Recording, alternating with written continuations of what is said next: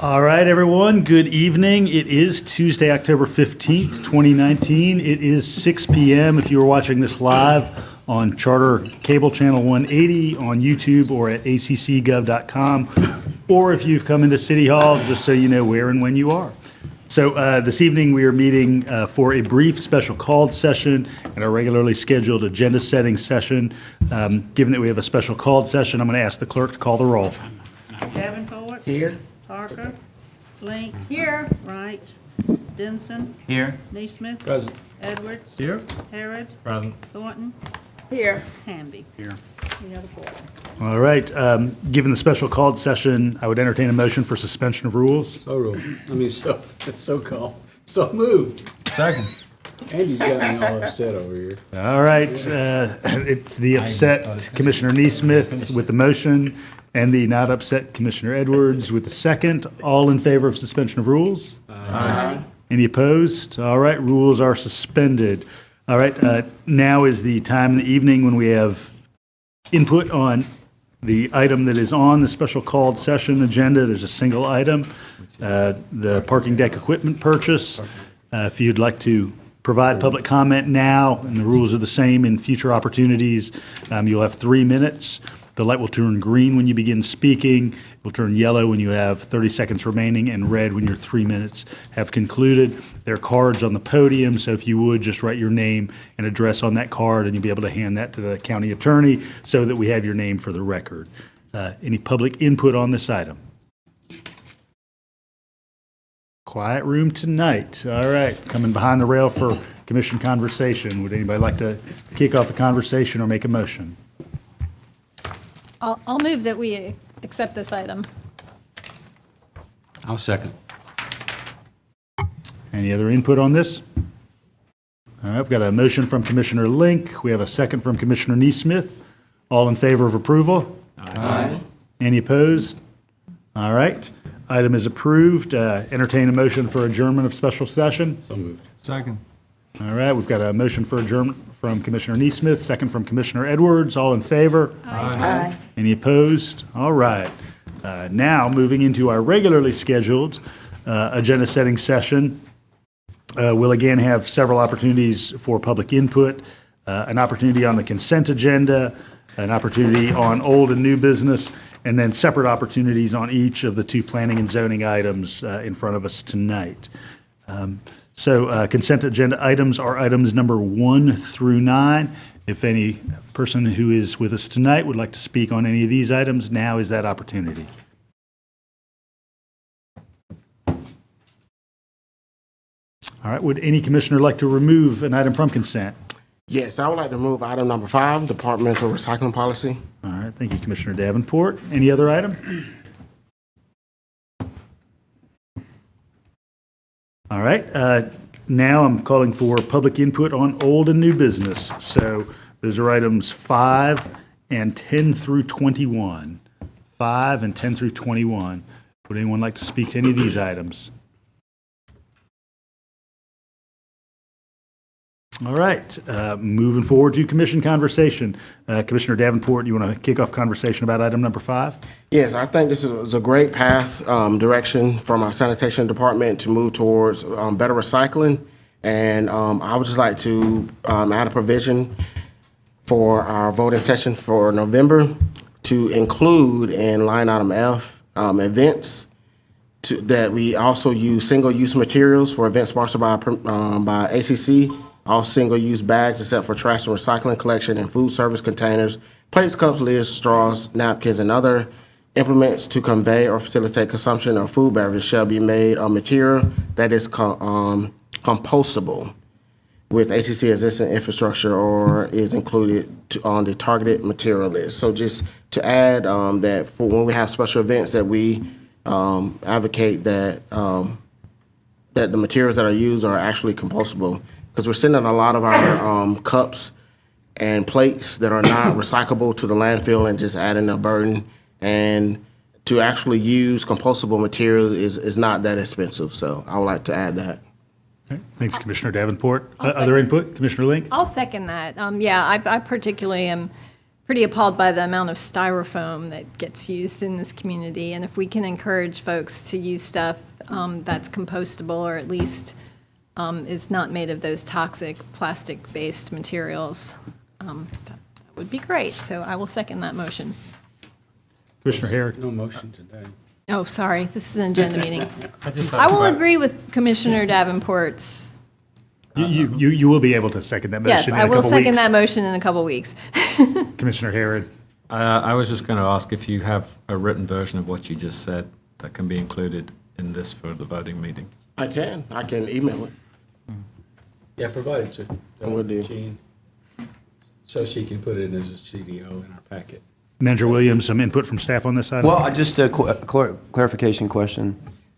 Go ahead. So this is ACC Gov employees and events they're involved in, they use that? Or if we have a special event permit and there is a festival downtown, that the festival organizers have to use it?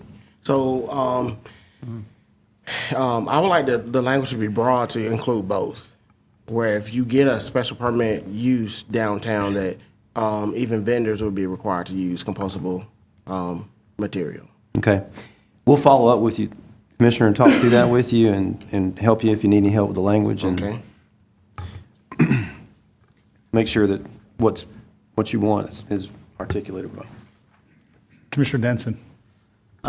Yeah, on that, because I like where this is going, but I guess I do get, we just kind of came over a festival season somewhat, and I'm a little concerned about, like, if we're having, say, AthFest or Pride like we had, and you have dozens of vendors, I'm thinking like Latinx Fest, like, if it would be impossible to have all those dozens of people somehow we're actually being able to oversee that they're only using compostable materials. I guess it'd be good, maybe, yeah, I don't know, to get input if how realistic it is for us to be able to put that requirement. Because I guess I don't want to see the opposite end happen. So then they feel like they can't actually meet that criteria. So then they just don't use any of our recycling or composting stuff at all, actually creating more waste. I think, Commissioner, it'd probably be valuable to hear sort of what sort of availability there is for these items and prospectively what ramp-in might look like. You know, when we've talked about kind of broad single-use plastic and styrofoam, we've talked about a ramp-in period. So, Manager Williams, do you want to provide any more context? Thank you, sir. Yes, once we understand Commissioner Davenport's vision, we'll provide some anticipated and unanticipated consequences and share that with the body, and y'all can talk through it. Okay, thank you. Commissioner Link? Is there currently a vendor policy that's shared with any festival organizers to share with their potential vendors of any kind? Manager Williams, can you talk about what that looks like from central services to the vendors? Not that I'm aware of, but I don't know everything that goes on with that process. I'll look into it. Yeah, And I mean, I'll it might respond. be worth coming up with something that has some clear guidance that festival organizers are required to share with their vendors. That would include this initiative. Commissioner Davenport? Just to finalize, I just want to say, like, even for vendors, paper plates and paper cups are very inexpensive and they are compostable. So I don't see it being too much of an issue, but I would love to look to review your report. All right, so we get a little bit of information from staff, and I think staff will interact with Commissioner Davenport. So, all right, thanks, everyone. All right, moving forward to old business, we have continued conversation about an item that's been on the agenda a couple times for public hearing. The request from Commissioner Edwards, this item number 10, for creation of a new urban services district to expand solid waste collection services to the single-family portion of Riverbend Parkway. Commissioner Edwards, you want to kick off conversation on this? I read through the proposed ordinance and thank Attorney Drake for drafting that for us, and everything looks good. I spoke to the president of the Riverbend Parkway Neighborhood Association today, Stephen Kozlowski, and he's very excited to see this come to pass as he's followed this policy over the past few months and got a great response from the neighborhood. So I think this is a great step for this body. Thank you, everybody, for your support. Any other input on this item? Commissioner Davenport? I support the establishment of Riverbend Parkway to be included in the service district. I just have a problem with the process. I think the people of the Riverbend Parkway deserve a better trash service pickup. I just don't like the way that has been brought about.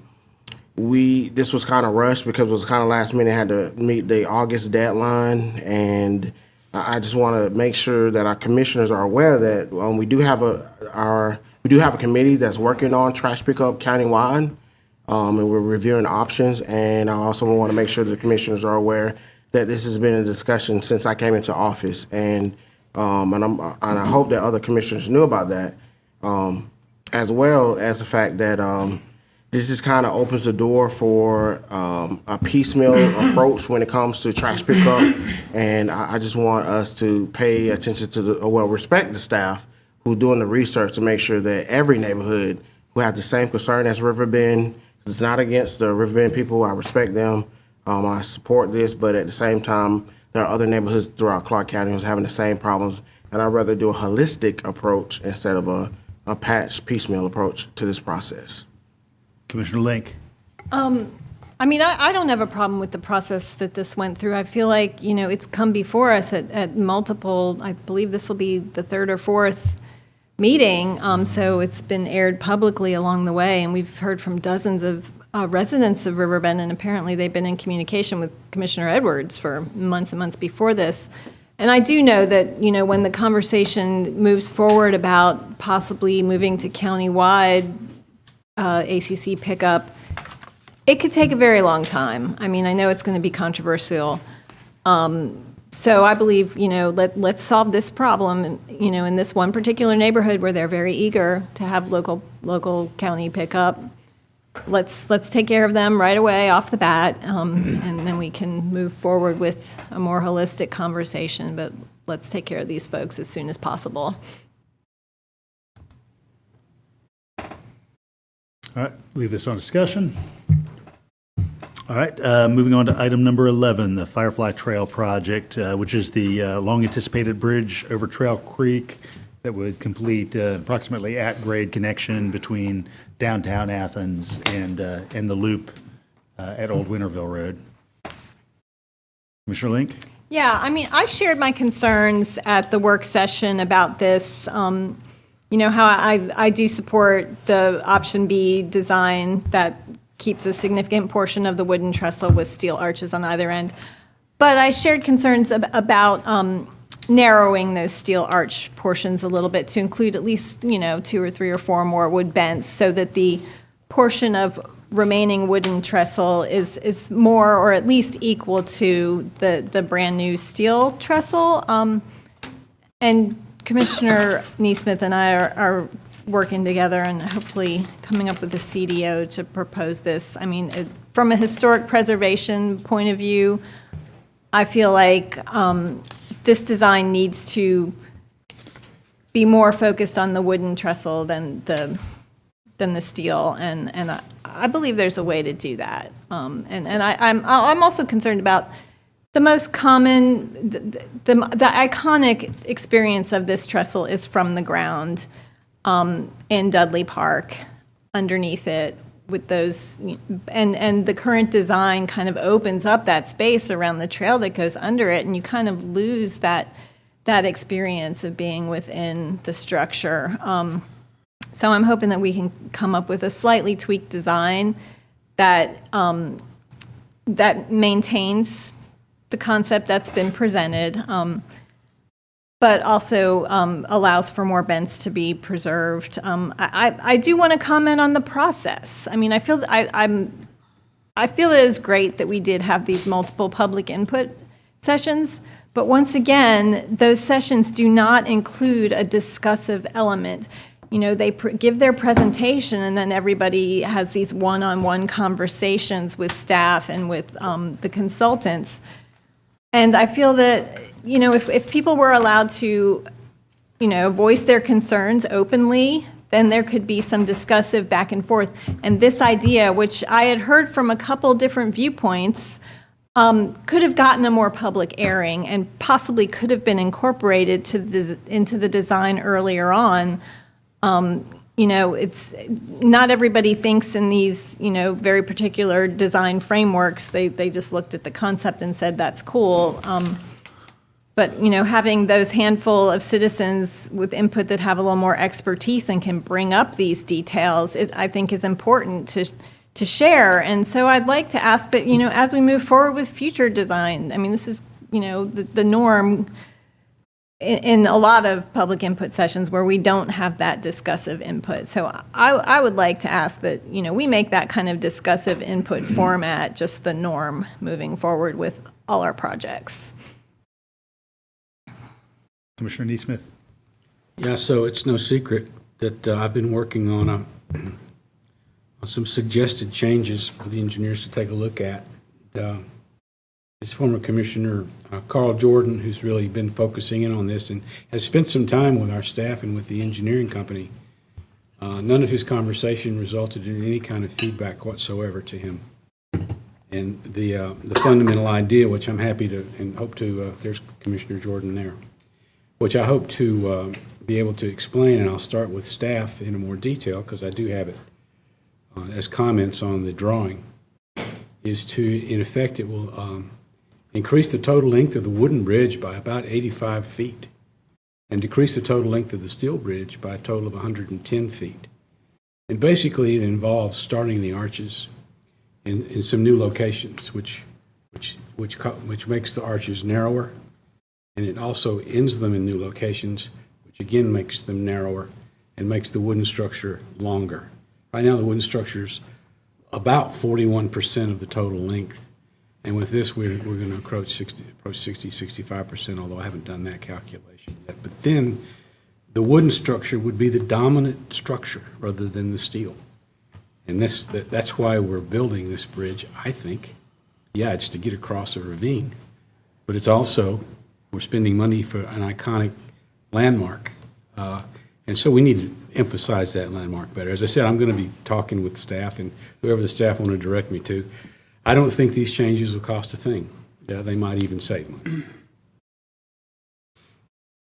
And they're not complicated. I don't think they're going to cost any time either. Commissioner Davenport. Yeah, I really like this Firefly Trail Project as it is. I understand Commissioner Link and Neesmith's adjustment to add more wood structure to it. But at the end of the day, staff as well as the consultant has spent a lot of time. They did do online public input. You could have called. I saw they were at pretty much every event. And just at this point, I just think we would be doing a disservice for our community, for those new inhabitants of Athens-Clarke County, and for those who are ready to see this project move forward. I think we'd be doing a disservice to waste more time to add more wooden structures to this project when in reality the train track trail itself is what's historic and not the beam. So I pray that our commissioners will just, keep this process simple. We did a lot of community input for quite some time from various groups, from even international folks. And we as commissioners, we originally decided to do option C. And luckily, the option that I chose at the first time, option B, came through. And even the worker group who's working with the Firefly Trail Project likes the project as it is, and we want to save taxpayer money and we want to do the right thing. And I think it's beautiful. It's a wonderful, gorgeous design as it is. Commissioner Neesmith. Commissioner I Harris. hate to be argumentative with Commissioner Davenport, but number one, if it's the railroad that's historic and we're trying to preserve, then let's just do away with the wood. Number two, I think most of the public discussion was which one of these designs do you like? There was very little opportunity to tweak the designs, other than the opportunities, as far as I know, that former Commissioner Jordan spent studying this and working with our engineers on some suggestions, which we never saw.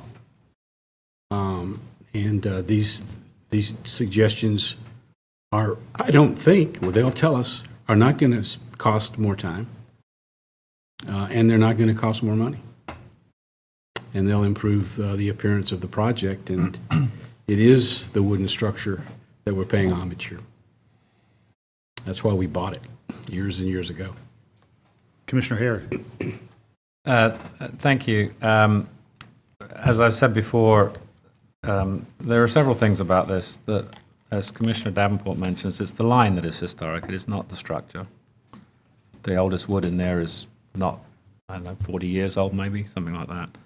But I think this comes down to what do we think this is? Do we think that this is about preserving the trestle, as much of the wood as possible, or is it about having a functional, iconic bridge that completes the first part of the Firefly Trail? We can argue about this all day long. Some of us prefer more wood, some of us prefer less wood and more steel. That's just an aesthetic, personal opinion. This is the design that was presented. This is the design that the engineers say can be done. I'm not sure that the other options that are being talked about here can or cannot be done. They may be able to be done, they may not be able to be done. I'm not an engineer. But I can tell you that on the public comments, we always talk about we want to have public comment. On the public comments on this particular design, 81 people had a positive response to this design, and 4 had a negative. Here are the figures. So I'm not interested in doing anything that delays this project. It's been in the works for 20 years. I want to see this finished, and we can go back and forth on the aesthetics. Some of us, as I said, will prefer more of the wood and less of the steel, and others may prefer some more steel and less wood. I want to see a functioning, iconic structure that will help people get from the multimodal center all the way to Winterville and beyond, hopefully, as soon as possible. And as everybody knows, the Winterville component is soon to be bid, so we're certainly moving forward with actually activity on the ground. Commissioner Denson. Thank you, Mayor. I think I agree with all of y'all, and I think that we can do that. I also don't want to delay this at all. But if we can, and possibly we can, but if we can find a way to maximize the amount of wood that's on there without costing us time, without costing us extra dollar, and without costing us any safety, I'm for that. But I do feel like I don't want us to have to go rehash this whole thing if it's going to delay this project. And while I understand Commissioner Link's concerns, like with the way I think that public input was digested, I do definitely think it's important for us to like commend the Firefly Trail groups and staff for the Greenway Commission, everybody who's involved in pulling. I also, like Commissioner Davenport, I mean, it seems like every time I went to a farmer's market or a county event or something, they were there everywhere. I saw a very robust attempt at public comment.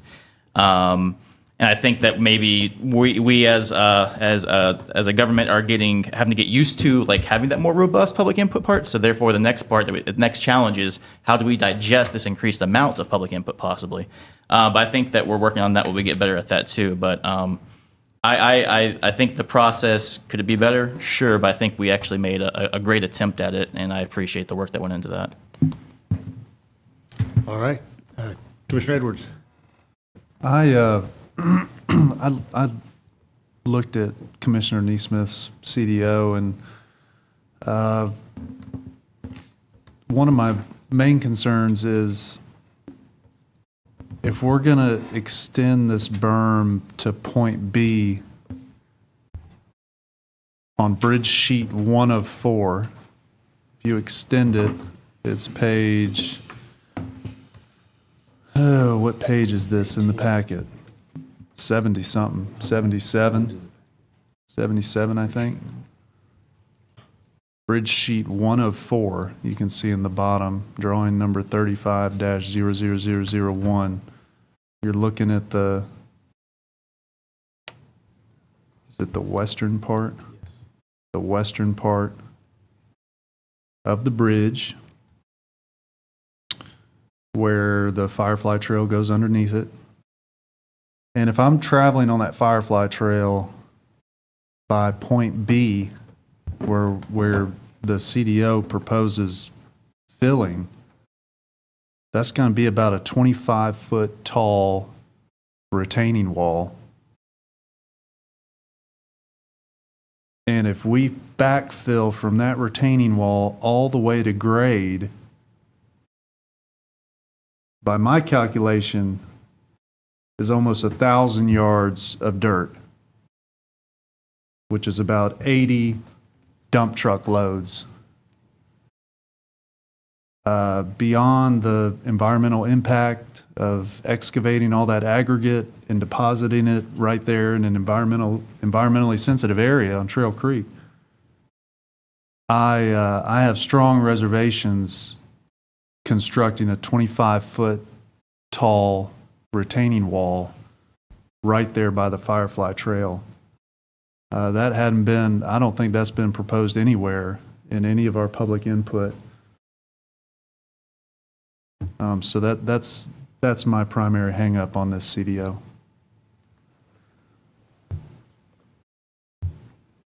All right, we will continue the conversation, and I think staff will interact certainly with Commissioner Neesmith and the rest of us to kind of get some input on some of these design components that have been discussed here tonight. All right, we're moving on to item number 12, the text amendment proposal for Historic District and Landmark Property Guidelines, which brings into staff level approval a couple of new components and provides some new definitions. Commissioner Link? Yeah, I was in some of the HPC meetings when these were discussed, and I mean, it was probably close to 3 years ago now when it was first moved forward, so I'm glad to see it finally coming up for a vote for implementation. I think this will really help our folks who live in historic districts. These are some common requests that are, pretty much systematically approved by the HPC. So this will, make sure that some of these folks don't have to go through the whole HPC process, which can be time-consuming and a little bit more expensive, and can also be just a little nerve-wracking for folks who are nervous standing up in front of a body. I do want to bring up something about what I just learned today. I didn't realize this. When someone does have an application, an HPC application that does go before the HPC, staff puts a sign in front of their yard, so all the neighbors and anybody wandering by knows that this property is going to go before the HPC. Well, apparently, that isn't entrenched in code. It's not required by code. It's just a policy. And I would like us to take a look at the code and assure that that signage, the requirement that that signage stay up, be put in code, because I've just found out recently that some of these signs are being removed and neighbors have no idea that a nearby property is undergoing HPC review until the bulldozers move in or whatever. So I would like to talk with the attorney to see if it's appropriate to craft a CDO alongside this particular item that would entrench that in code, that a requirement that the signage be kept up for a certain amount of time. All right, so Commissioner Link will anticipate you'll be working with Attorney Drake. Any other input on this side? All right, moving forward to a great public art project, the Stand Up and Play kind of public piano opportunity that the Athens Cultural Affairs Commission is moving forward to this level that we, I think, discussed in a work session several months ago. Commissioner Denson? I think this is an exciting kind of thing for us to add some musical art, and it's also great how they worked with Habitat and other community partners to make this happen at extremely low cost. I would suggest we move this to consent.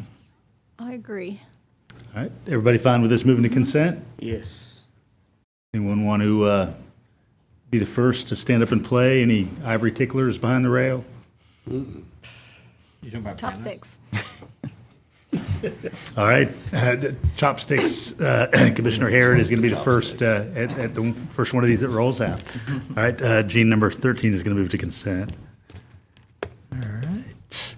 Item number 14 is component of our service delivery plan, the Upper North Oconee Interceptor Phase 2B. Move to consent.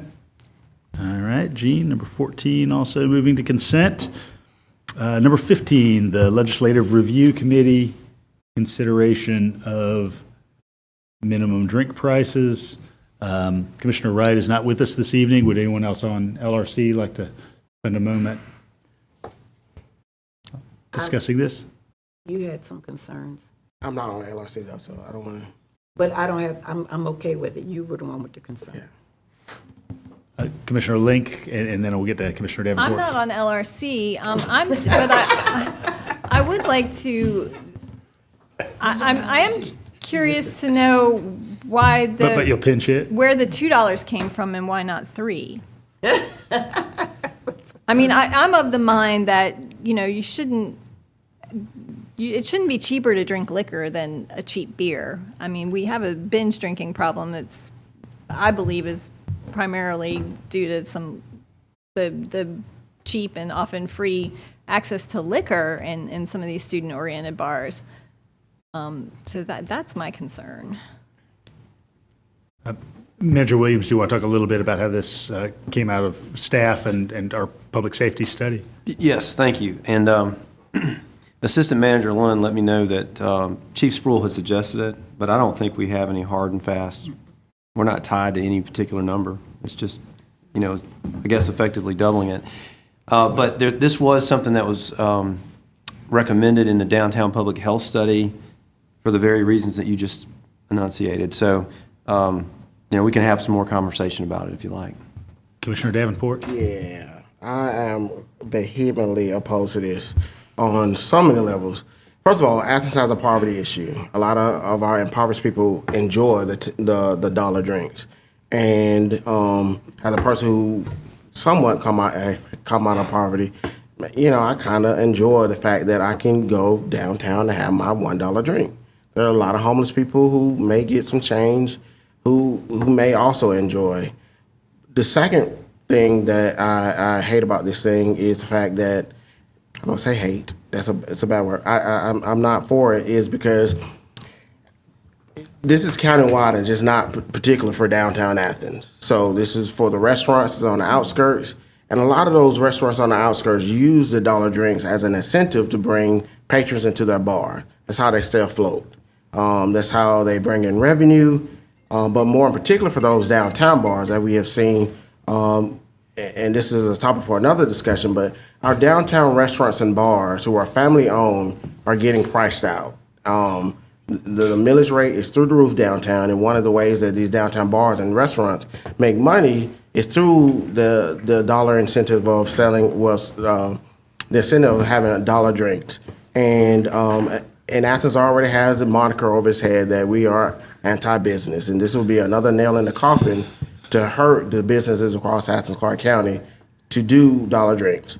Also, when it comes to the diversity, there's a diverse group of people who do enjoy the dollar drinks.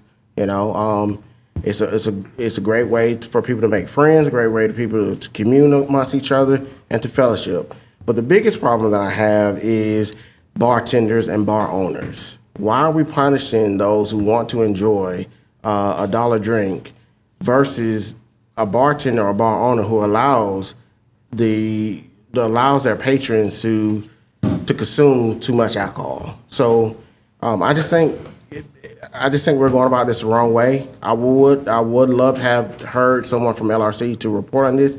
I heard there was 2 positions to this, 2 parts to it, where we were going to do bartender training as well as the minimum drink, and I think we should be more into finding the bartender and the bar owner or taking away their license versus hurting our community and getting the bad moniker of being business unfriendly.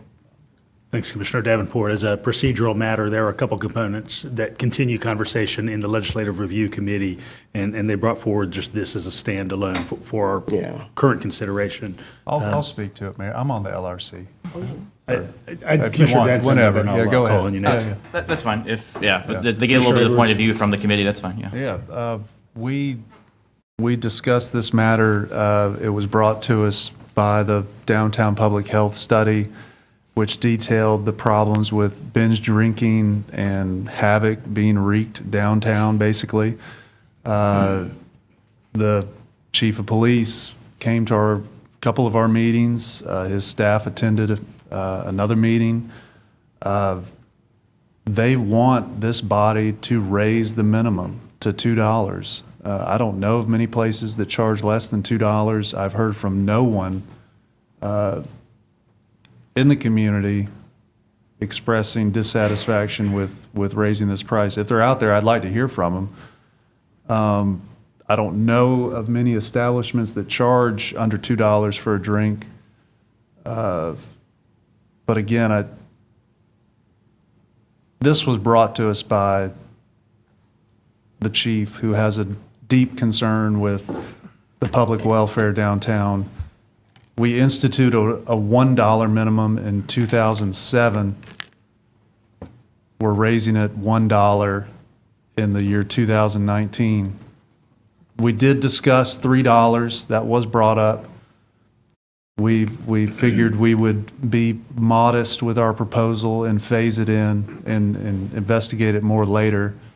But everyone on the committee voted unanimous in support of this and saw it as just a small step that we could take to try to rein in some of the alcohol abuse downtown and other places around the county. Thank you. Commissioner Denson, back to you. Thank you. I do appreciate that. I did have a few questions, I guess, and specifically to LRC.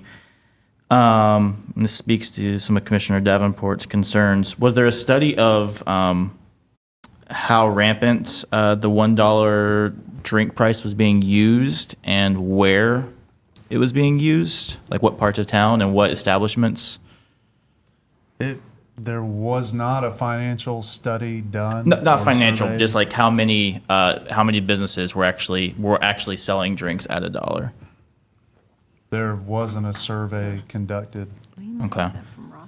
to And my so- knowledge. If there is one, I'll share it. Okay. If I find it. No, it wasn't. Yeah, it wasn't. Okay, because I just want to make sure that if we're taking steps to try to curb, which I mean, yeah, there's a binge drinking problem here in Athens. That's obvious. It's been that way for years. But I want to make sure if we're taking steps and regulating, that it's effectively going to attack that problem and not have potentially unintended consequences. I do have concerns also of us using monetary means of regulation, because the thing is that if you have somebody who has plenty of money, raising the $2 is not going to change how many drinks they drink. It's just not. If you have some college students or anybody else down here that has plenty of cash in their wallet, raising it to $2 is not going to curb the number of drinks they have. It will for lower income people. So that's something I do want us to think about. And then also, I did some over the last week. I did some like little research myself, and there's been some studies on locales that have put in place minimum drink studies, and the effectiveness has been questioned as of the practice. I mean, the biggest one has been recently. I think all of Scotland had this put in place. And there's been a study that showed that it was effective and a study that showed that it wasn't effective. So I just want to make sure that we're doing our homework here and seeing if this is going to be an effective regulation and if it's going to be equitably effective. Is it going to be as effective to people who have money than it is the people that don't? Commissioner Link. I would be interested in a discussion that would exempt beer from the price raise. I mean, from the conversations that I've had with bar owners, local bar owners, is that this $1 drink minimum is actually undercutting their business, and it's hurting our locally owned businesses. The bars that are selling, $1 drinks tend to be owned by investors who have other sources of income, and they're drawing clientele away from these locally owned bars who can't afford to basically give away liquor for free. And because the amount of liquor in a drink is unregulated, you do have so much potential for abuse when you have these really cheap liquor drinks. I've been out in some of these college-oriented bars late at night, and I have a pretty hardcore partying history under my belt from back in the day, but I was pretty shocked at some of the things I saw. We've got to do something, and I personally really believe that the problem is overindulgence in liquor drinks, not necessarily beer. And I feel like that's where the culture has changed in recent decades, is that young people are tending more towards consuming mass amounts of liquor rather than sitting down and polishing off a pitcher of beer with a couple of friends. Commissioner Davenport? Yes, Commissioner Denson hit on something, and I just want the body and the community to understand this. Back in the 70s, we as a country and businesses started to regulate cigarettes. Cigarettes back then used to be $1, pretty much. You can buy a pack for like $1.50. Now a pack of cigarettes is over $7. I don't know, I don't smoke. But people still smoke. So raising that's back to differ. Most of the research I've seen that they're raising the price of cigarettes really has not put a dent into those who smoke. The same thing with this binge drinking. The problem is not the binge drinking; it's the bartenders who continue to serve these individuals who are obviously intoxicated, who's falling over. And I think LSA has done a great job, and I respect Chief Spruill, but I just think we're going about it the wrong way. And I've actually did my research. I did my bar hopping and my restaurant hopping throughout Athens-Clarke County, and I'm not ashamed to say that. Most of the bar owners who do, like I would say 92% of the bar owners that do sell the $1 drink, they do it as an incentive because that's a good way for them to make money and bring in patrons. And actually, most of the bars that do the dollar sales is usually on a Tuesday or Wednesday, and it's the restaurants that are on the outskirts of Athens-Clarke County. So, but I would love to see data that states otherwise, but I'm just saying, like, if you raise it to $2, $3, $4, binge drinkers are going to continue to binge. Commissioner Edwards? I just wanted to point out one thing about, since Commissioner Davenport brought up the smoking example. Based on a comprehensive review of evidence, the Surgeon General has called raising prices on cigarettes, quote, one of the most effective tobacco control interventions, end quote, because increasing price is proven to reduce smoking, especially among kids. However, the cigarette companies have opposed tobacco tax increases by arguing that raising cigarette prices would not reduce adult or youth smoking.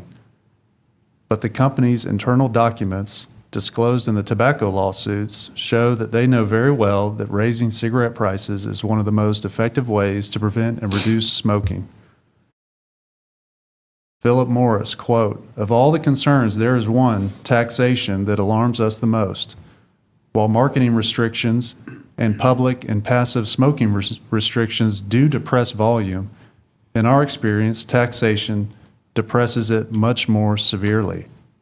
Our concern for taxation is, therefore, central to our thinking. So I would just point to that fact. Smoking rates have gone down as taxes have gone up nationwide. This is a very small step that we're taking here. We put a minimum drink price in 2007 of $1. We're raising it $1. Thank you. Commissioner Link? Yeah, if you go to cdc.gov, they have some statistics on how much smoking is decreased since taxation was increased on it. And over the course of a decade, the number of smokers decreased about 25%. So it is an effective means of curbing participation in that habit. And like I said, the liquor drinks are much harder to regulate. You never know how much liquor is going into that cup. So I believe that, this can at least be a means of curbing access to liquor. I mean, if we want to discuss beer in it, I'm open to that discussion. Commissioner Davenport? Yeah, I had to do back and forth. I'm not going to deny the CDC study, but there are also other health concerns that doctors have played into the reduction of smoking, but either way, I just think the best way to regulate binge drinking is through the bartenders and through citations. I stand by that. One note I'll make, just as we kind of move on, is that both many bar owners and a lot of undergrads who have interacted with have noted that the drink specials do tend to drive this bar-to-bar migration downtown as one establishment works to sort of draw patrons in and sort of undercut some of their competition. So there are a lot of smartphone apps that have been used to say Spot X has this hour's cheap drinks, sort of pulling people, and bartenders have noted that they'll see exoduses en masse out of their bar toward these bars with the dollar drink specials. So it's just been a phenomenon in recent years. What's the name of those apps again? Commissioner Hamby, I'll make sure I send you those links. Thank you. Mr. Mayor, I'll let you know which ones. I just Commissioner want Neesmith. to add a little technical information to this, I guess, and that is that binge drinking is defined as having 5 or more drinks on the same occasion, basically within 2 hours. So we're talking about an impact of $5 on someone who's binge drinking.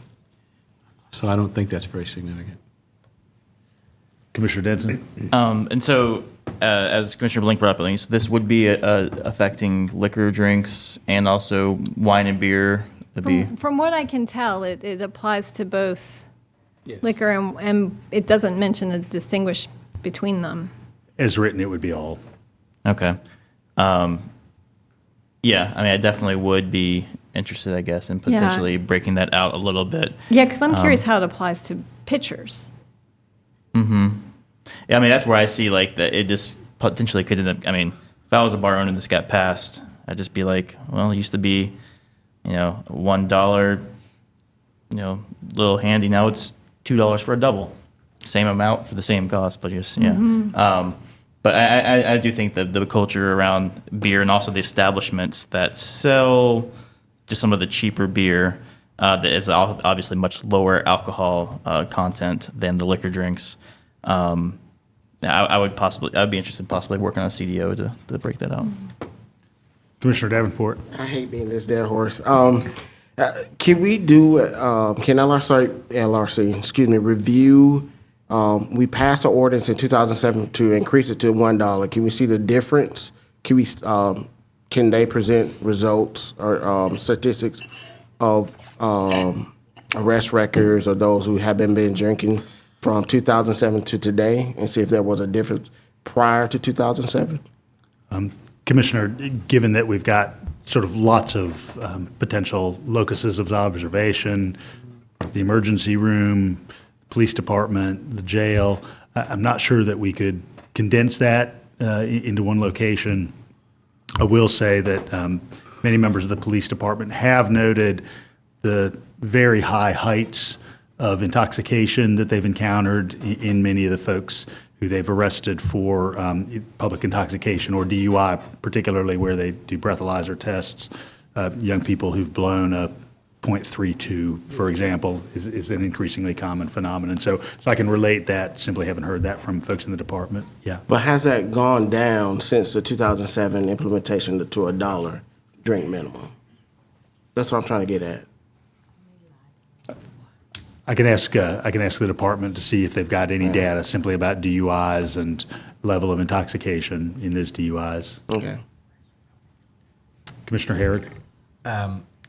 Since I believe in making policy based upon facts and evidence rather than how I feel about something, and Google is a wonderful thing, So apparently there was a study by the National Bureau for Economic Research called Are There Differential Effects of Price and Policy on College Students' Drinking Intensity?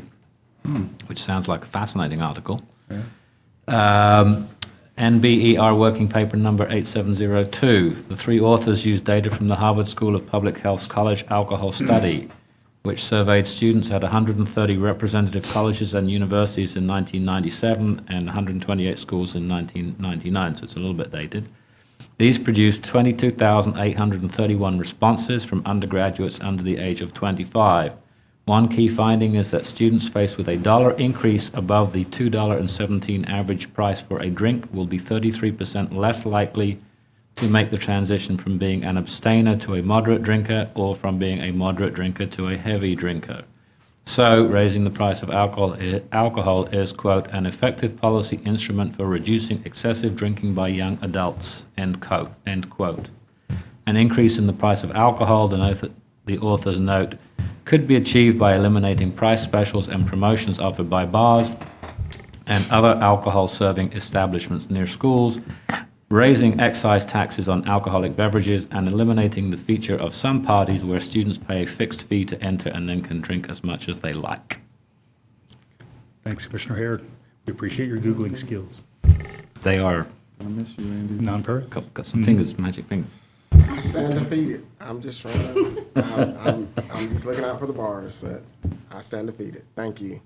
We beat the dead horse, then we beat Commissioner Yeah. Davenport down. Beat me down. All right, we're going to leave this on new business, just in case there are some CDO modifications. All right, everybody fine moving on? All right, moving on to item 16, the Recreational Trails Program grants. An exciting component of our recreation opportunities that I know many folks here have been involved in. The input on this item, Commissioner Link? Yeah, I'm excited about this. You know, I keep beating the drum for more river access, especially if you can get in a boat and get in the water.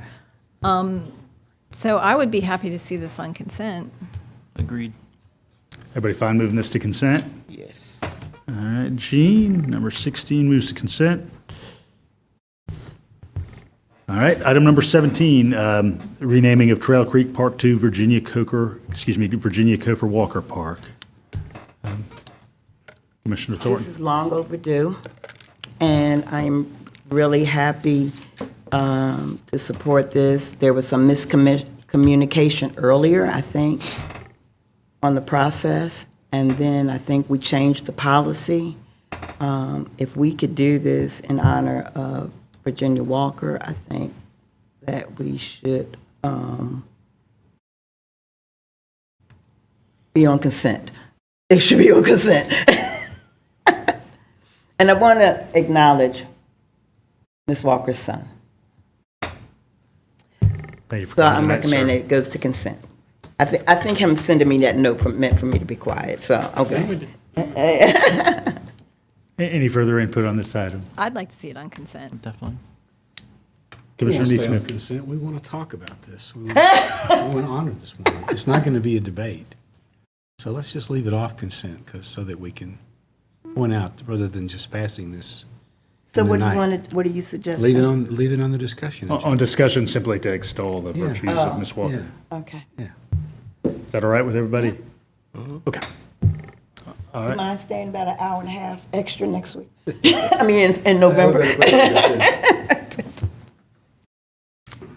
All right, we are moving on to item number 18, creation of tax allocation districts. You have a printed agenda report in front of you. This will be going up online. Gene, if you can make sure that gets up online. So I'd work with several commissioners, kind of following our last conversation, to expand the map dynamics.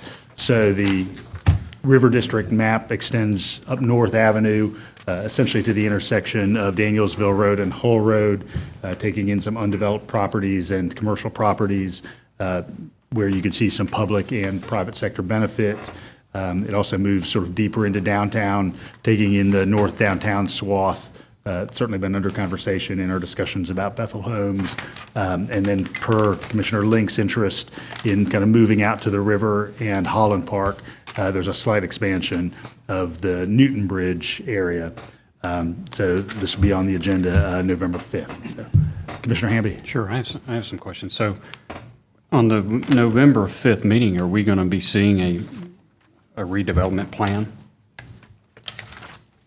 Yes, sir. You're going to get in advance of the meeting. Okay. And I'm assuming the redevelopment plan is going to lay out some budget numbers and such as that about what the impact would be to our budget going forward. And those would be estimates. Right. Because we're trying to anticipate what growth might be. We can, it'd be order of magnitude, but we will try to put a schedule together. I would imagine, though, if we've got a baseline, we'll see the baseline, but then in the agenda report mentioned here,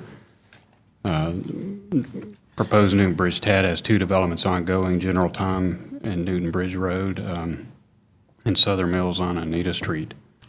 So I imagine the tax increment can be doesn't need to be an estimate for them for year 1, I would think, right? In year 2 and year 3, and Well- I guess also the redevelopment plan requires submittal of a school impact analysis to the Board of Education to advise the school district on any impact the TAD may have on their enrollment. Will it also, the submittal also include any impact it has on their budget as well? So these are all great questions, Commissioner Hamby. And the school impact analysis, y'all expanded the TAD boundaries just last week, and so there's a lot of data that has to be crunched, and we are crunching that actively. In a call with one of the developers of the General Time project, and again, this is approving a geographic area and trying to anticipate, as Commissioner Hamby points out, what the impact would be and what the increment might be. And we would negotiate with the developers later on about the actual development. At this point, they hadn't given us a lot of numbers, and it's changed from the first proposal they gave us a couple of years ago. We have some estimates on the River District TAD with the peripheral development anticipated for the Classic Center. We were able to generate some numbers for that. But we'll just be estimating growth across the district over time, and each year you would have an increment that we can tally up. So we can get you something to look at, and we can discuss further from there. Okay. And I guess, will the redevelopment plan also include any types of incentives? For example, if we're offering incentive to folks over in General Time or Southern Mills to do affordable housing, will we include what percentage of affordable housing we're expecting to get in return for an incentive we may give you? Or if there's something where they need structured parking, will the redevelopment plan tell us whether or not that structured parking is going to be owned by them? Will they charge for the parking? Will that money be returned back to the TAD, or is the county going to own structured parking? And I ask that because if that's part of it, there's several areas around town that that would love to have structured parking and love to have the government's assistance on that. So we've had no negotiations I've not been involved in any negotiations with General Time. Right. I was trying to get some numbers from them for the school impact analysis. Right. And and their consultant was on the phone. He said, look, we haven't worked all that out. We're still working the deal. So that would come later, Commissioner, to all of you in a negotiated development agreement for you to decide what you want to do or not do as far as incentives. The redevelopment plan just talks about the area, some anticipated development, some order of magnitude numbers, and it helps to create the area.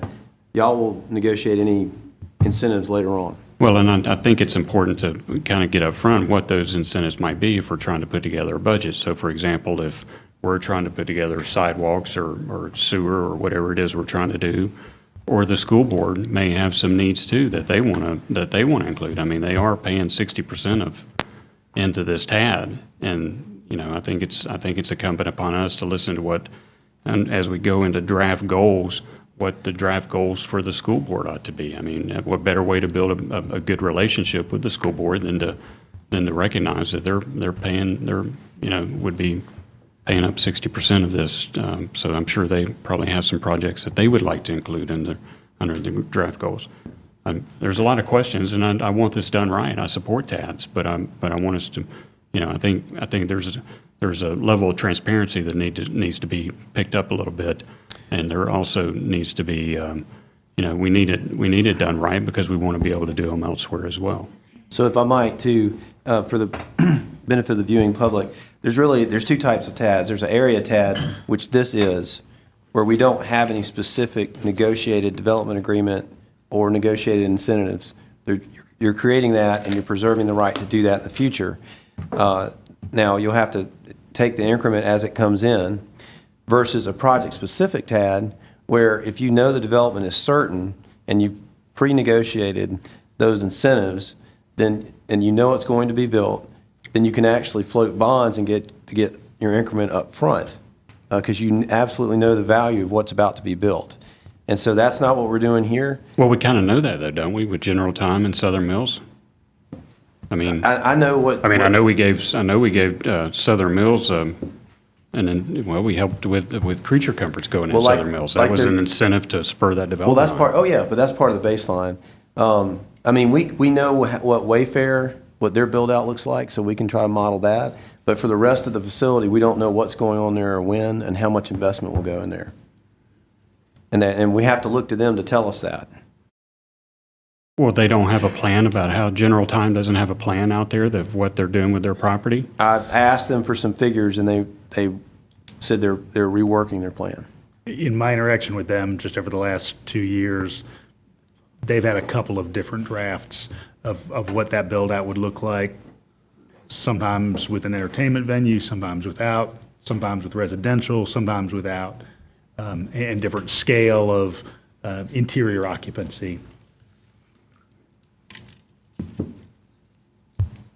Commissioner Thornton.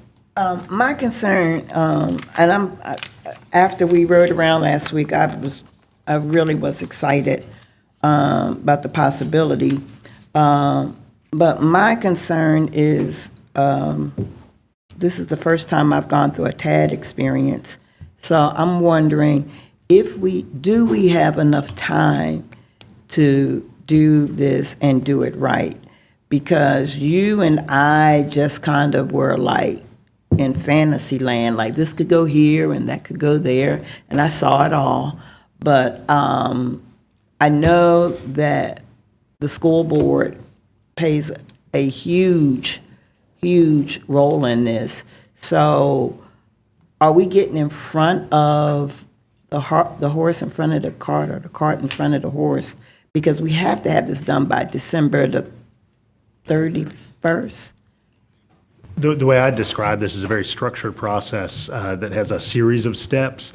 That definition of the district really is that first step. And then this commission would have the opportunity to look at every potential project. And so, But can we do this by December the 31st with the school district? I think Dan McCray had laid out a timeline for that to happen. Okay. Commissioner Link. I'm trying to figure out if this Newton Bridge TAD includes the property that has been designated for School C. Does it include that? I'm trying to. That property is on Jefferson River It's on Road. Jefferson River Road, so it doesn't Does not, correct. extend. I mean, I'd like to possibly consider that, because that might help us have those negotiations with the school district if we can use some of that TAD revenue towards infrastructure to access that school, or infrastructure to build that school, the sewer and stuff like that. That might help with those negotiations. And there certainly is a need for infrastructure in that neighborhood. So I'm interested in seeing what it would look like. I'm trying to look at 3 different maps right now. So right now it includes the head of Vincent Drive where the Holland Youth Sports Complex is, and then includes that frontage on the North Oconee River. If you follow Vincent Drive to the end, the terminus of that street, that's where you run into the school district property. That's the prospective school C Yeah, site. I'm wondering if it would be worth extending it just that little, amount to the end of Vincent Drive to capture that school district property. And it wouldn't take away from the tax base because it's school district property that isn't collecting revenue. But it could help us with our negotiations with them. And I think many of us truly believe that School C is certainly going to be necessary if we see all this development in this specific area. And right now, I don't believe they have any funding source to build that school. One of the things we might ask, just as we look at this, is to ask GIS if they could sort of mock up what that link may look like, where the TAD essentially rides along the public right-of-way of Vincent Drive, and then takes in that, again, as you note, currently untaxed 40-plus acres. I have one more, just one more. Commissioner Hamby. Mayor, thank you. So in the email that Commissioner Edwards sent to us about redevelopment or tax allocation districts, he cited some sort of Georgia law like attorneys do. That a redevelopment plan must describe the redevelopment projects to be undertaken under the plan along with estimates of their cost and method and funding. Is our redevelopment plan going to include that? Well, if there are any anticipated or defined, yes, but this will go for however long y'all let it go for. Each TAD that you have, 10, 15 years. I get that. I'm asking, are there going to be describe the redevelopment projects undertaken under the plan? It's an area TAD, so you can have projects now, 10 years from now, 12 years from now. It's a long-term redevelopment of that particular area. And you're all voting on the area now, and then later on, as developers come forth and say, hey, but for assistance from y'all, we can't do something, but if you can help us, we can do this, then we would go through the negotiation process at that point. So projects can be defined after the definition of the district boundaries. A good, for instance, back in Rome, actually, Commissioner Thornton and I was able to, we've done this before just one time, and the developer who did it ended up not building his project. And then 4 months later, but had paid for all the consultants, and this came through. And about a year later, another developer came forward and built a shopping center on top of an old municipal landfill and asked for, funds to help offset the paving because they were capping, rainwater from getting in there. So that project was not on our radar at all, but they were able to take advantage of the area TAD, and they came forth later. So I hear you, Commissioner Hamby. We'd like some more specificity too, and we'll seek that. But right now, I don't have anything. Well, and you mentioned the comment that this, it would be developers coming to us telling us what they need, but I would hope this TAD will be more than just a developer-driven TAD.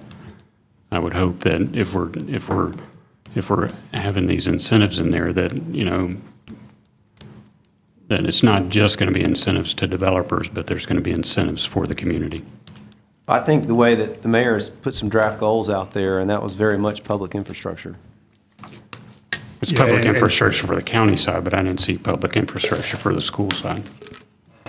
And certainly just for community benefit, kind of that notion of being able to take advantage of a flame that's lit and say, how do you take that flame and build a bigger fire for community benefit for, in the context of Newton Bridge, for example, connecting all of the students and families who live in a place like Cathwood or in a place like Deer Creek on Newton Bridge Road and connect them to the Holland Youth Sports Complex, to in town, obviously the hospital area, to Chase Elementary, to Sandy Creek Nature Center. It's that idea of saying, we know that there may be some dollars at the table now.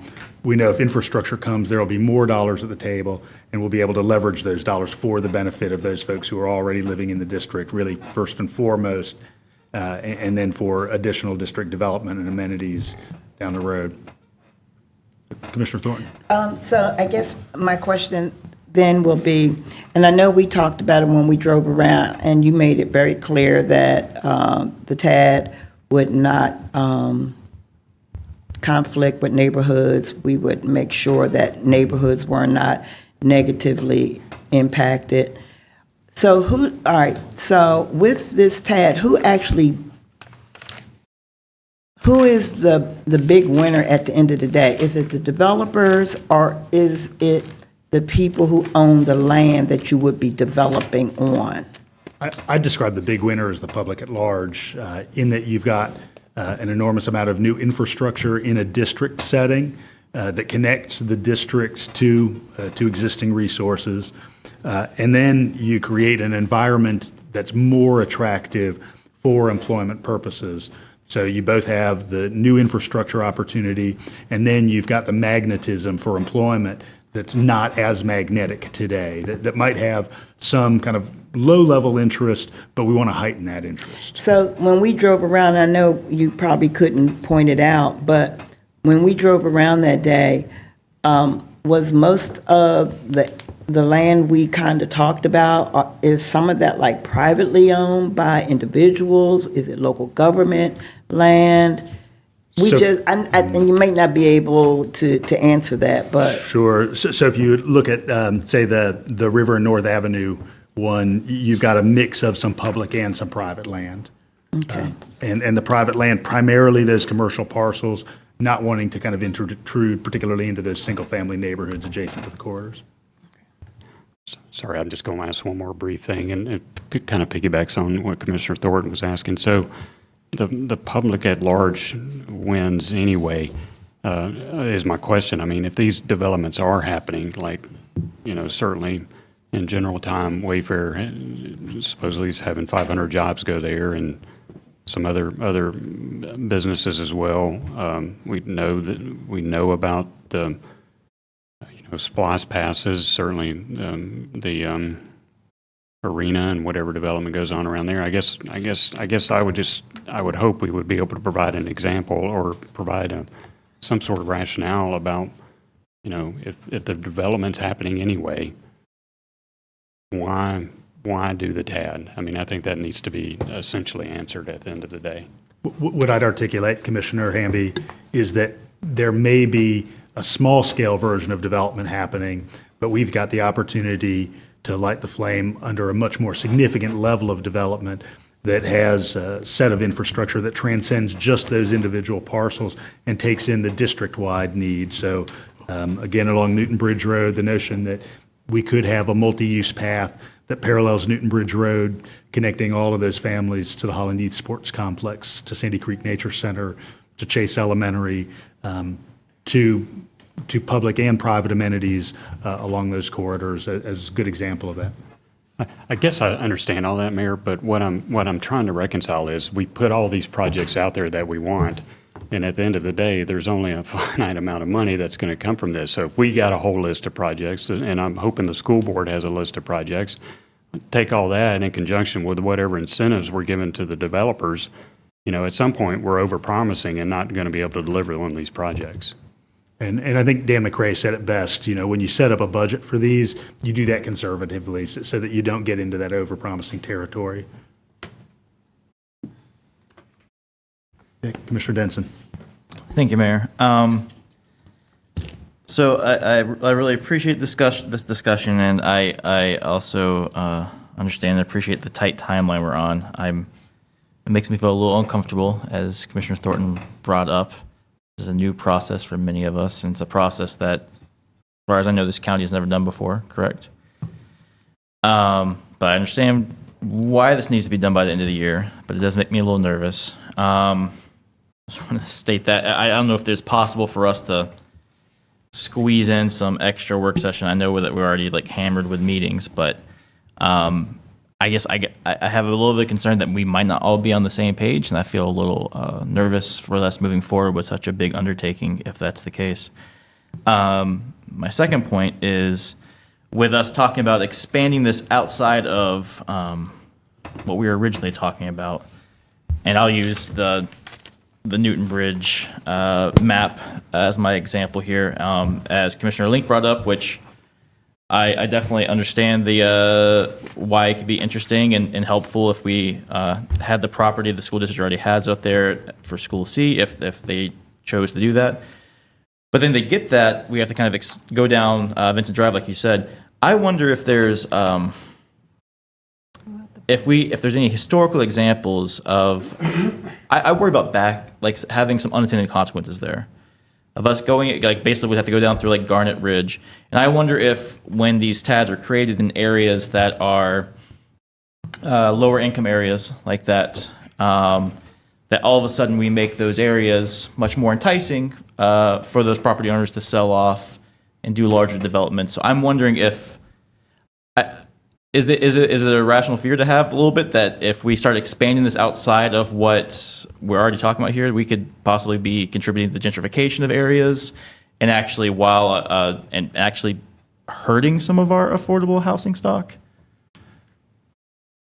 I don't know if there's a case study we can look to, but I'd certainly be glad to look at some other Georgia examples, or even examples nationally, because it's been used all over. It's like whenever we're talking about the larger areas, these larger tracts that are already undeveloped, like I get it, I understand these arguments, but when we get into the area like Vincent Drive, like Garnet Ridge, like Jefferson River Road, yeah, I want us to be very careful when we're stretching outside these maps. And on the other one too, because I see this one is like vastly expanded too, that we're not possibly creating some unintended consequences in this development of creating things that we don't necessarily want. Commissioner Link? It's been my understanding, and I mean, and I've been involved in this conversation a lot longer than several of y'all. The mayor, before he was even mayor, took me on the ride out Vincent Drive. And it's my understanding that in having a TAD, you set some kind of parameters and requirements of future developers where you could incentivize affordable housing, and zoning changes and things like that. And I mean, that's my understanding, that this actually gives us a little more control over things like that. And regarding access to that School C property, I'm wondering if we could go behind the Vincent Drive frontage. There are some very large kind of landlocked parcels that creep up behind the residential properties on Vincent Drive that could get to that School C property without including individual single-family home properties, as far as I can tell. I'm just curious I would like to see that sketched out to incorporate School C, so we can have that discussion with the school district about the need for that. And as this area grows, that need will certainly grow. I guess that connects my concerns to what Commissioner Hamby was bringing up of, I don't, does that list, does those restrictions exist? And if so, when are they developed? Who develops them? Those we would create. At what point? Yeah. So we would set up some broad goals, and then we would define for ourselves how we pursue those goals. But this would be all after the TAD was actually created? After the district was created. Yeah, I mean, that is one of the goals, is to increase the supply of affordable and workforce housing stock. That's the number one goal in this list. Commissioner Thornton? I think that Commissioner Denson and I are on the same page of unforeseen consequences when we get more and more into already affordable neighborhoods and what we attract. Clearly, the areas that we looked at in that North Avenue 106 is not as threatening, in my opinion, because it's like a bunch of wooded areas, the shopping thing. So I could see that, and I guess I see it both ways. I would be concerned because we don't want to do something 20 years from now that, that cause folk to be displaced. I don't know what stuff you could do ahead of time, but I definitely support redevelopment without gentrification, however that can be done. And certainly the parcels kind of in gray on these two maps are those either totally undeveloped kind of greenfield developments or commercial parcels for the most part, with the exception of a little bit of multifamily. And it fronts on those corridors. All right, the conversation will continue. All right, moving on to item number 19. This is the Athens Downtown Development Authority intergovernmental agreement regarding the downtown park that we've had some conversations about.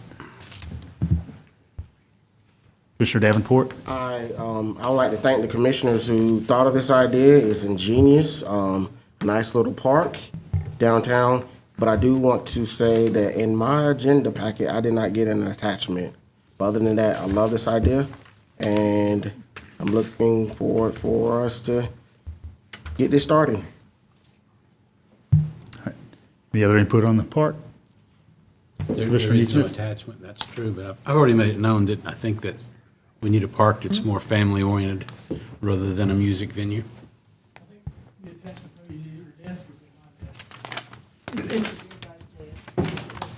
Yeah. It's just the agreement, It's a- right? It's a paper. Yeah, it's a paper copy. resolution authorizing unified government to ask Clarke County, Georgia to enter into an intergovernmental agreement with Downtown Athens Development Authority related to the redevelopment of 125 East Washington Street, the downtown park with green space and other purposes. Then the intergovernmental agreement also, so the resolution and the intergovernmental agreement.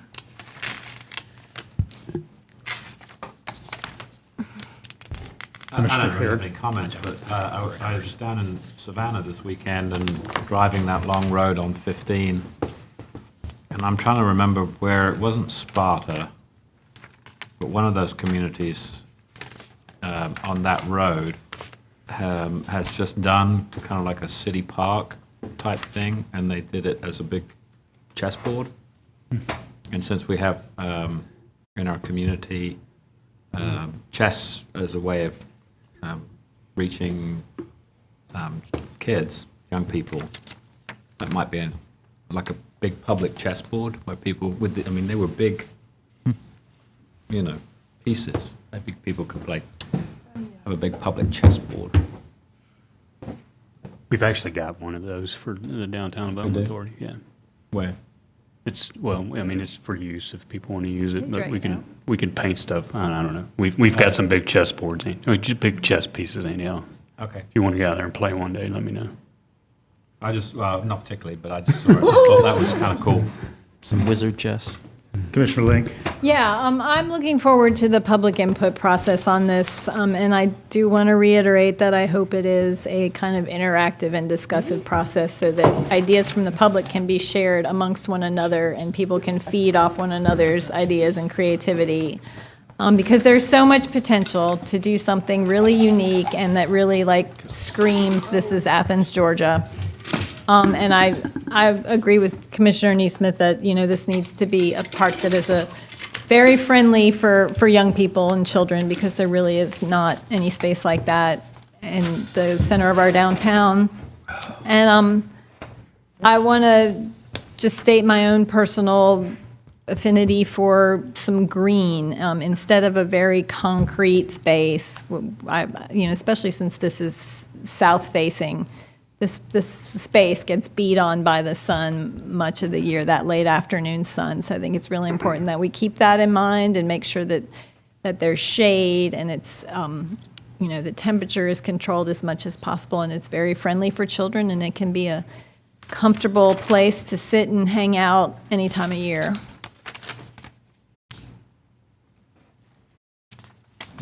Commissioner Denson?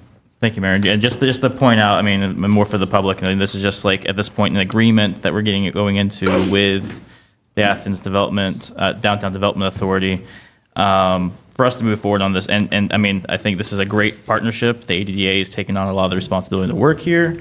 So I think this is a win-win for everyone. And if we look on here, number 1 says, that they were going to be looking at the final design. The final design will be subject to approval by the unified government. So, I mean, whatever design we're going to have is going to come before this body. So I feel confident that that we're going to be able to get some of those things that are so important to us that we're talking about in place. I will definitely second Commissioner Link's suggestion that we need to just maximize the public input early on in this process so that we have a park that the people of Athens actually want. So. Do you want to move this to consent? Sure. Yeah. All right. Jean, 19 moves to consent. All right. Item number 20 is the prosperity package and workforce development. So this would fund the Neighborhood Leaders Program over 2 years with approximately $1.4 million. And fund 2 grant writing positions. So, Mike? Sure. And I know we had discussions about the Neighborhood Leaders Program, and I know it got brought up funding over time. I don't think it got brought up that we were deciding to fund it out of this budget over time. I mean, I remember when we were leaving, Mayor Gertz said, okay, we'll look at $800,000. So the plan was to fund it from January to February or January to December with $800,000. And, you know, with grant writers in place, and because what this does in essence is take out $800,000 that could be going towards some other programming within the prosperity package. So, you know, that's, it takes the prosperity package down to 2.6 million instead of, you see where I'm going with that? I mean, and that was the whole, I mean, so what this is asking us to do is to commit to 1.4, and this just goes to your question. It almost seems like we come out of these meetings and something new has popped up. I mean, this is the first when we left that meeting, I was under the impression that it was going to be $800,000 for that first year of the Neighborhood Leaders Program, and that we would have further discussions about additional years. You know, if it works great, I mean, I think we need, you know, during that year, we need to figure out if it is working great before we continue to make the commitment. I hope it does. I feel confident that it will. But when you take $1.4 million, $1.5 million, that means you're taking another $800,000 out of the pot that could be used for some other type of program or project that's going toward our poverty reduction initiative. And so that's kind of a surprise to me there in seeing that. What page are you looking at? I'm looking at this 20. It was laying on the desk when we got here. Okay. It's also in the agenda report too. I don't know what page it is. My computer messed up on me here. An option But- is page 146, the PDF. I mean, I think that's the way I left the meeting thinking. Maybe it was just me, but I don't remember the 1.4 million. I know it got brought up, but I don't remember us saying go do it that way. I remember Mayor Gertz sitting right there, because we started off, remember, with just funding 2 positions at $200,000 or whatever it was, and then we said we wanted all 16, which all 16 cost $759,000, and Mayor Gertz said, well, we'll work on getting $800,000 in to cover the first year. We haven't even talked about the year 2. So my concern is that it's taking money away from other programming that it could be utilized for this, and from that standpoint. And I don't, the $200,000 for the grant writers, I'm glad we're getting. I'd be curious as to what the associated office equipment software is. I'm sure I can figure out the software, but if it's housed in HCD, what other office equipment do you need? Well, really, it's for the grant software. We said, we're going to need some robust grant software to track these things, and I really don't have a quote on that, so it's just a plug figure, and whatever's not spent can return back to the package. It's just a plug figure. Right. Well, I think for the first year, as far as the Neighborhood Leaders Program goes, that needs to go back. That needs to go back down. I'm sorry, Commissioner Davenport. I'm finished here in just a minute. That needs to go back. I guess we'll have to do a commission to find option or something for it.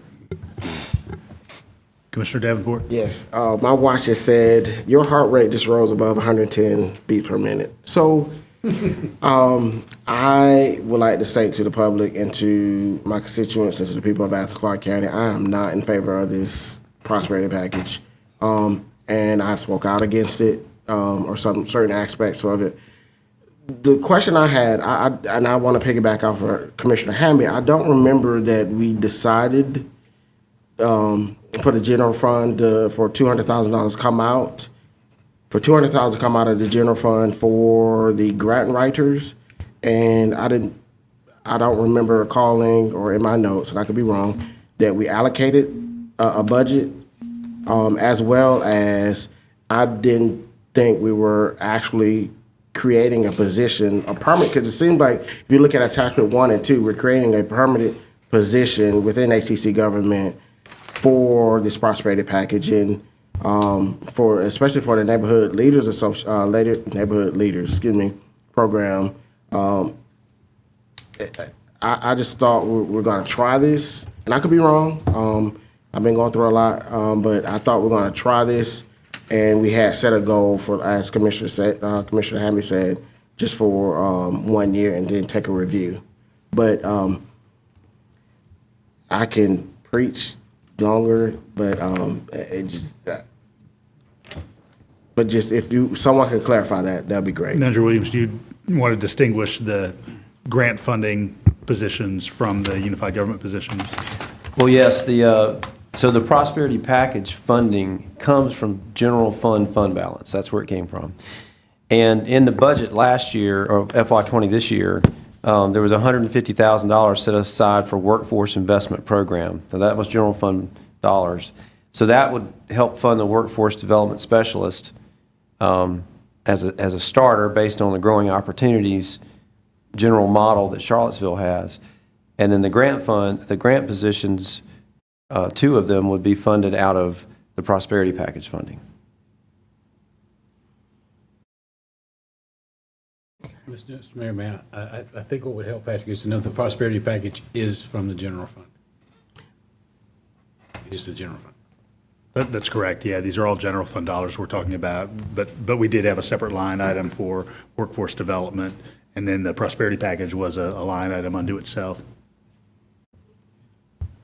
Follow-up, Commissioner? Yes. Well, so thank you, Commissioner Neesmith. I thought this was coming out of reserves originally, and that's what we had decided on, so. It is the reserve. It is, Okay. General fund reserve. but it's general fund. General fund, okay. Reserves, yeah. And for the $150,000, I thought that was already allocated from our FY20 budget and not from the prosperity package. It's not. It is already allocated, but only the mayor and commission can create new positions, and that's what you're being asked to do. I think Commissioner Denson, I saw next. Okay.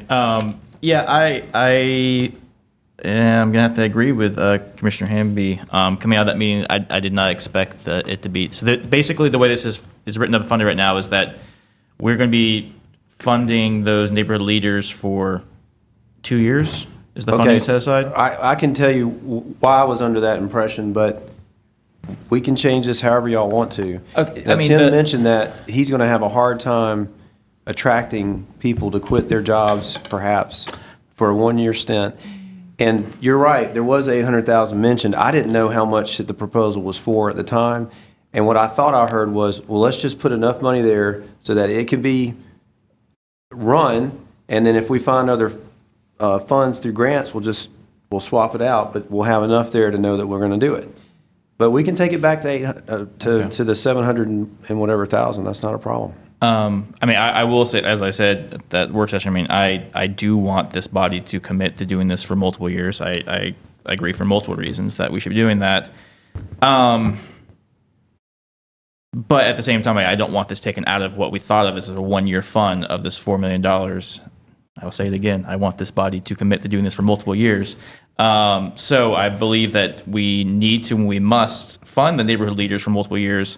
But I would rather see it be the accurate, and maybe not even January. I mean, again, as we talked, we'd like to see this process start immediately for recruiting these people. So, basically maybe saying, I guess as soon as this agreement is ratified till through December, the $800,000 to be spent there. But for the following year, I think that should come out of our next bucket that we come up with. Yeah. Commissioner Thornton? I am happy that we look like we're moving. I am happy that I didn't expect this to be this difficult. I definitely would like to just do it a year. Me personally, I was surprised that we were contracting out I thought we were just looking at the concept to see how it was done. So that does raise some concerns for me. But if we could just, one minute we're saying we want to, speed the process up, and now it looks like I'm saying I want to slow it down, but I want to get it right. I think in Commissioner Davenport's district, having the school zones, I think it sends, because he has more of a senior constituency, and I do further out north. It just seems like this is starting to look like a children's or youth program, totally. And I'm kind of concerned about that. We've got to do this right at the beginning. And I just want to make sure, I would like to support the 1 year, the $800,000 deal, so we can at least move along and then fix the other stuff as we go. But I do have concerns that this, I thought we were going to have, and maybe that was the part that I read about the tier 2 workshops or trainings, but I thought we were going to look at citizen budget, participatory budget. I thought we were going to look at other programs that are successful in other places. That doesn't mean that we create everything here. To me, when I read this, it looks like a social service, and that is not what I was envisioning. I was really envisioning more of an economic type program. We do not need to duplicate what everybody else is already out here trying to do. And I thought we would be meeting with nonprofits to see what people were doing and work with that. And business, we need to be talking to the businesses. That's the only way this thing is going to survive, if we can create economic opportunities. I am not feeling good about putting Band-Aids on some serious sores. Just as a kind of programming note, the anticipation is in a November retreat to then look at the next series of expenditures, kind of that may include those items that you mentioned, Commissioner Thornton. Commissioner Link? Yeah, as we move forward and look at how to spend the rest of this money, I would hope that we would take a good look at the work of the 3 folks who just won the Nobel Prize in Economics, 3 American researchers who won the Economics Nobel for revolutionizing global poverty research, and they've come up with methodology that pushes economists across a range of specialties towards more empirical work, towards evidence-based work. So I'd like to ask our staff to look into some of that research and see what evidence-based research is out there for alleviating poverty. I feel like when we come up with these programs to help people, it's like we're just throwing spaghetti at a wall and seeing what sticks. And I fully support these neighborhood leaders and going through the schools to implement them, because that is the most direct access into the communities and getting into elementary schools.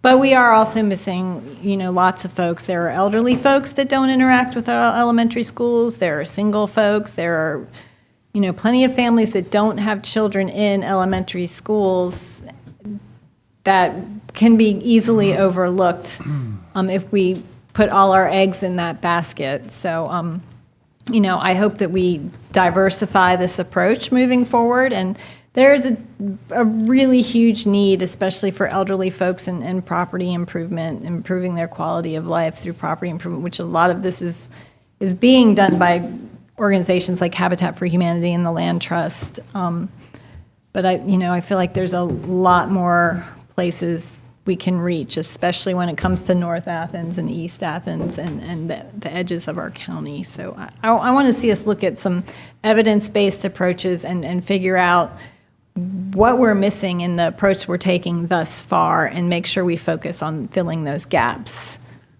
Commissioner, before I go on, I just do want to make a point that, as I understand the Neighborhood Leaders Program, and certainly as written, I think in items 3 and 4 in Facts and Issues, the elementary zones are simply a geographic feature of identification of locales, not an identification of the elementary schools as the locus of contact for individuals.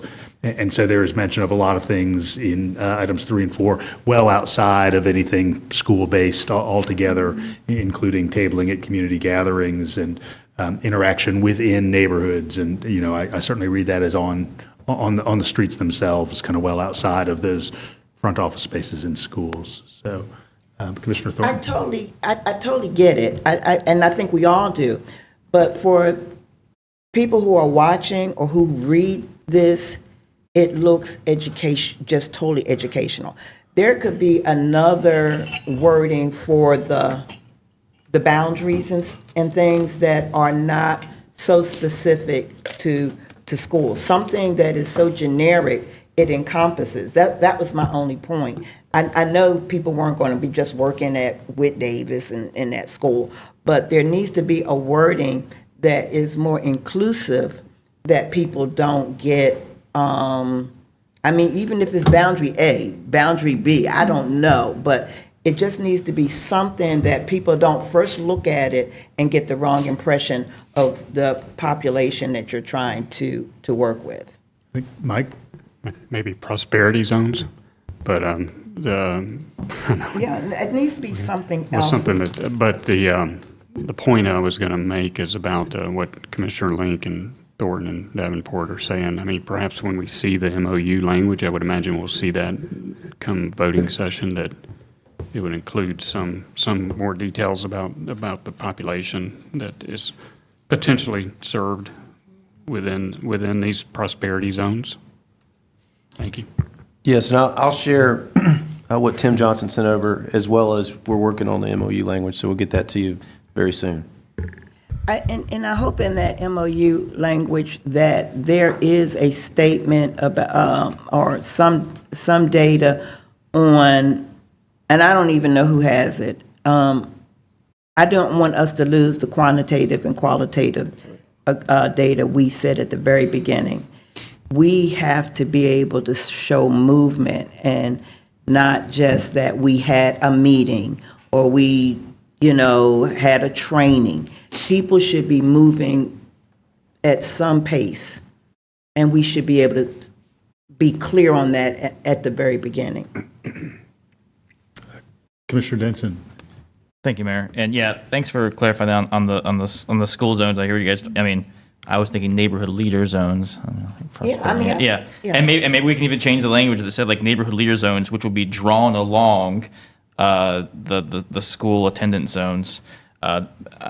Because as far as I know from my conversations with Tim Johnson, it's basically just to evenly spread out the population between those 16 zones without our more like transient college students being in there, kind of throwing off and skewing those the populations there.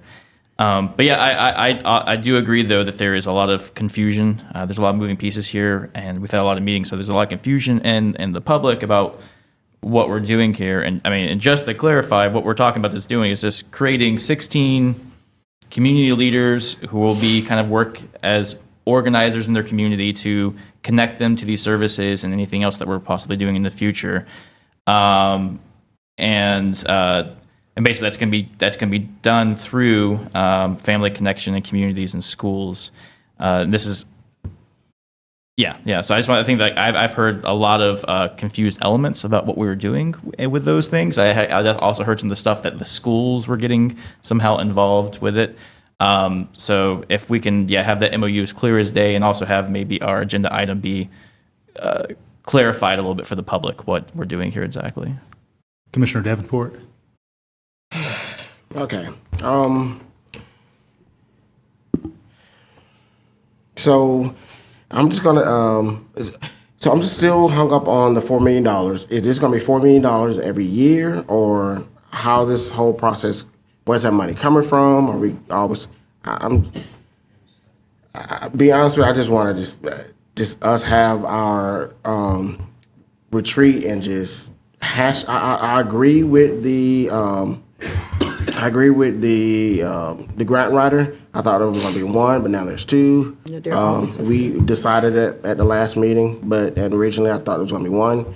I'm not so sure about the neighborhood leaders, but my main question is this $4 million every year, or is it $4 million, and where's that money coming from? So we have to prepare an annual budget. So within our general fund, we have only absolute assurance on what happens in the coming fiscal year. So the year that starts July 1st and extends to the following June 30th. And so we allocated from this fiscal year, the fiscal 2020 year, that we're in the middle of now, $4 million. Whether we have dollars available to us next year, that's going to be a group decision in the budget creation process. Certainly some of that, I would imagine, just in general terms, will be contingent upon what this budgetary year looks like. Do we expend kind of all the funds anticipated in this budgetary year? Do we have some reserves that come out of the end of the year?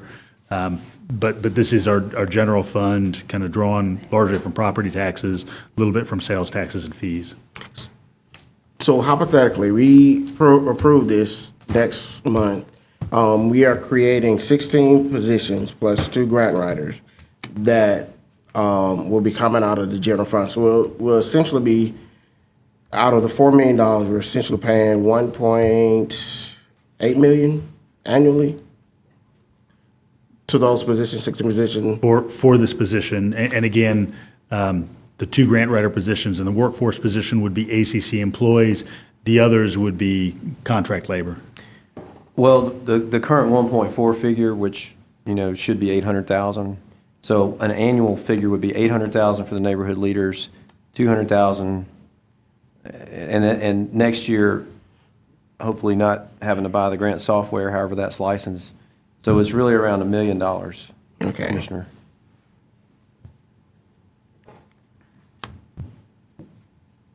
That's all. Okay. Thank you, Mayor. Commissioner Edwards? I still think the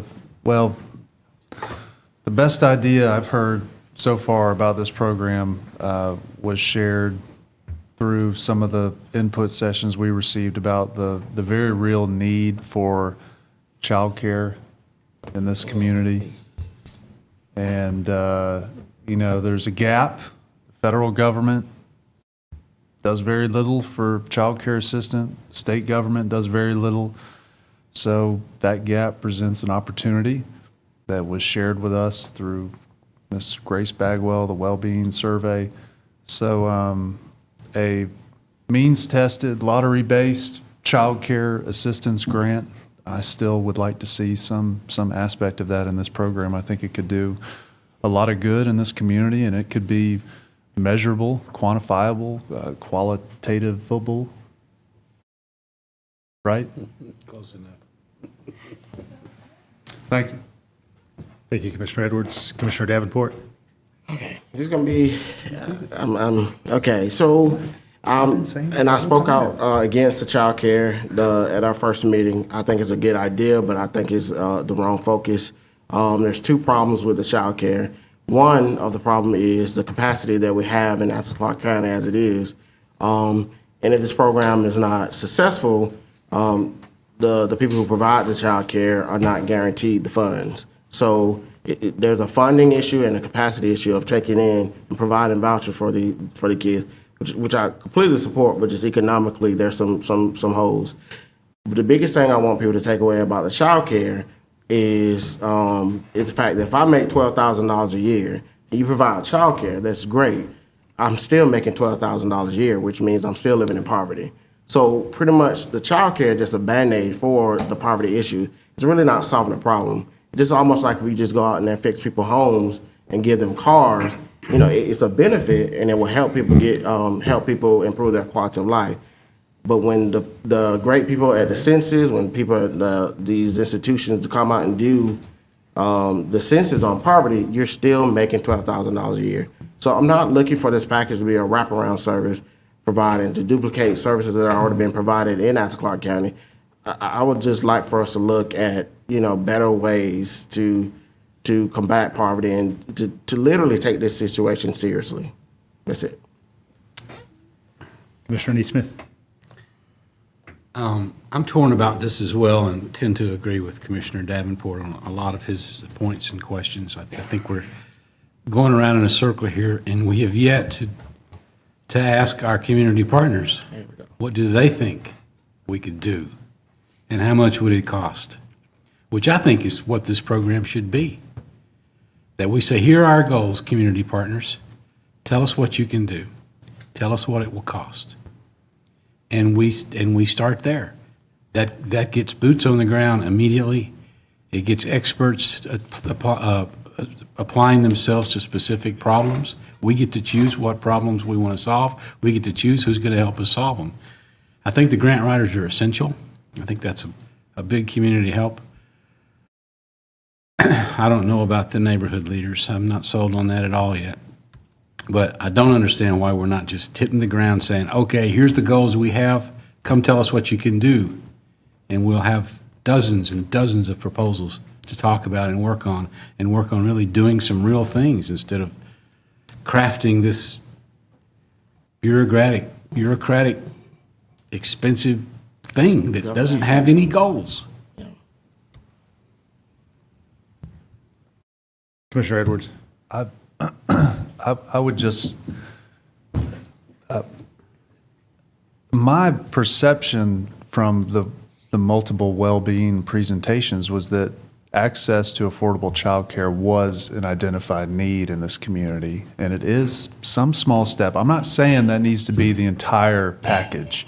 I'm just saying that's something that's been brought to our attention as an opportunity for us to affect some positive change in this community. And if we do provide childcare assistance for someone who needs it for a couple of years, that will make a big difference in that child's life. And then pretty soon they'll be in the school, and childcare won't be as much of an acute need. But if we can fill that gap with early childhood learning, and it would make a difference. And I feel like my impression was we've heard from some community leaders and through the Wellbeing Project that is an opportunity, that is a need. I'm not saying spend the whole $4 million on that, but that is an opportunity for us to keep within this conversation of the prosperity package. Commissioner Thornton. I guess I totally am. I'm just amazed. Nobody ever said that we weren't going to do childcare. Nobody ever said childcare was not even an issue. As we develop and grow and families need childcare, we should be able to make that happen. I don't know why we got to pick and choose, because everybody's needs are different. That's the whole point of not messing up the money on the front end in bureaucracy, and get to a place where Jerry's talking about talking to our other partners, getting to a place to have those open discussions. We've got to get started with something. Nobody said that child care was out, but there are things that we need to hear from the community and not assume on our own we know what's right for folk. The only reason the 16 neighborhood leaders was so promising to me is because we want them to come from the community, the people we don't normally hear from, the people that are already struggling, that may have some issues. So no matter what happens, if we reach 16 people and change the quality of life for 16 people, we've done something. But we've got to get it started. But there was no one, and on the child care issue, we talked about it so much in the beginning, people thought this was a child care package. That's how people were approaching me.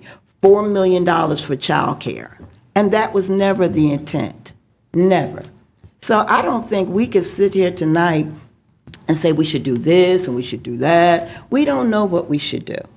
We should have programs in place and train people to bring us back the information, create those community conversations, but everything should be able to be measured. Where are we starting from and where are we trying to get to?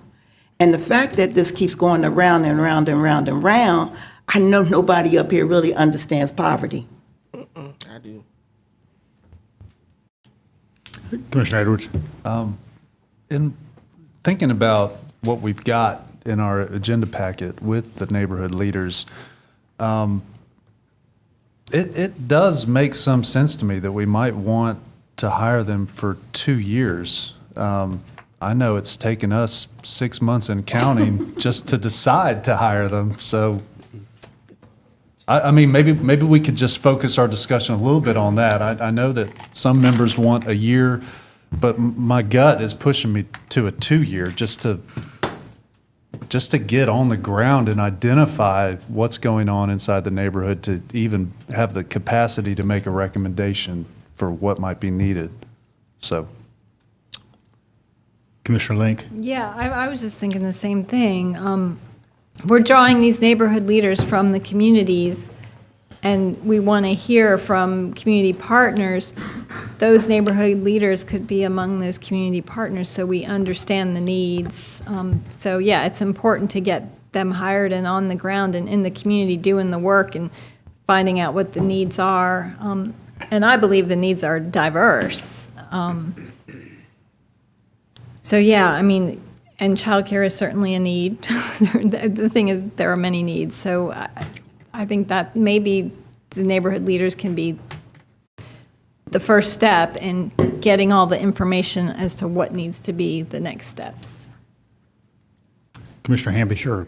And what I'm saying is, let's look at the budget. The budget says there's $4 million there for this year, for half a fiscal year and half another fiscal year, we will be funding a full year of the Neighborhood Leaders Program. It gives it also a year for grant writers. Perhaps the grant writers can find some grant money available for the to continue. I'm saying the time to look at expanding it to a second year is during the fiscal year 21 conversations.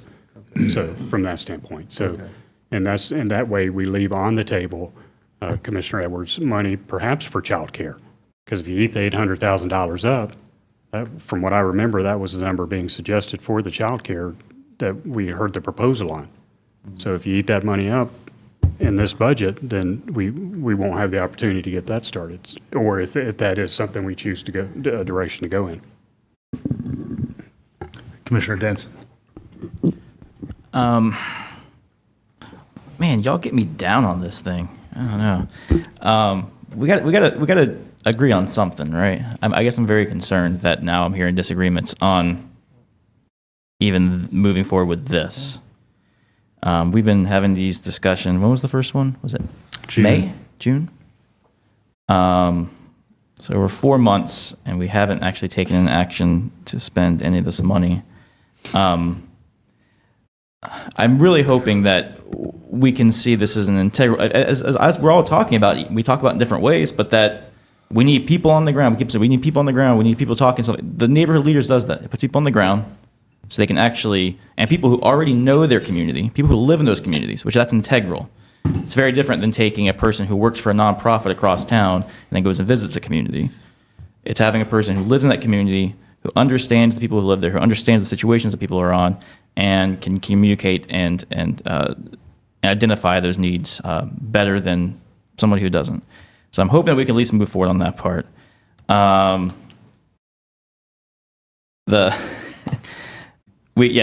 think that there is some needs. I agree that the needs are very diverse. We need to have a multitude of different wraparound services that we can put in place that actually helps people, that removes those hurdles for them trying to get a better job or to get back to school.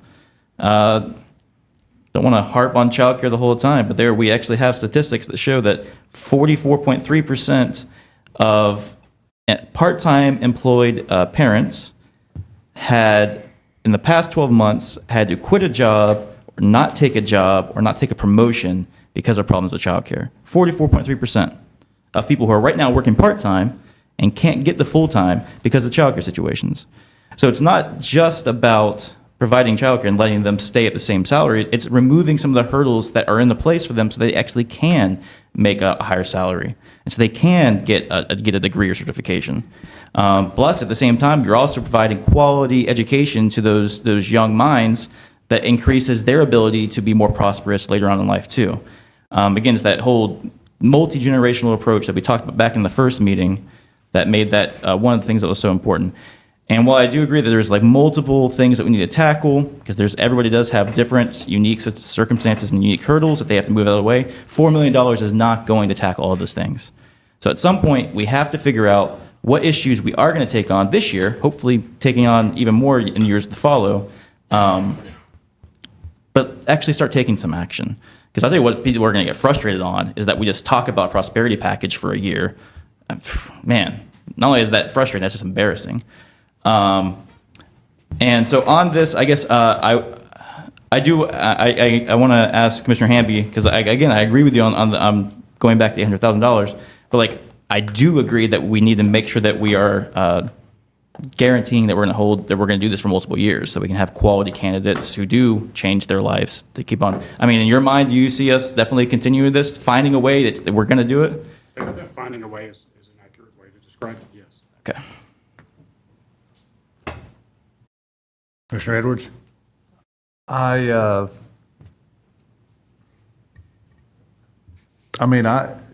guess I would just like to hear from everybody about the 1 year versus the 2 year. I'm fine with 1 year if Commissioner Hamby feels confident and comfortable about it. I mean, I can be swayed. That's not a deal breaker for me. But I would like to hear from everybody. I think that is a distinguishing characteristic of rolling this thing out, if we're going to hire these neighborhood leaders for 2 years or 1 year. Commissioner Link? I'm fine with 1 year too, if we make it clear that we have a commitment to make sure that this thing keeps going. So as we move forward and spend more money and have these grant writers bringing in more money, we make sure that there's always that reserve to make sure that those neighborhood leaders can continue. Commissioner Thornton? I would definitely like, I support the 1 year. One of the things that we need to think about with our neighborhood leaders, we're going to be helping them to create a new platform and other job opportunities. There may be jobs with the local government, other agencies. We're going to be equipping them, helping them build those resumes. They may find something better. We should not be trying to hold somebody hostage if there are better opportunities, and we should let this be a stepping stone.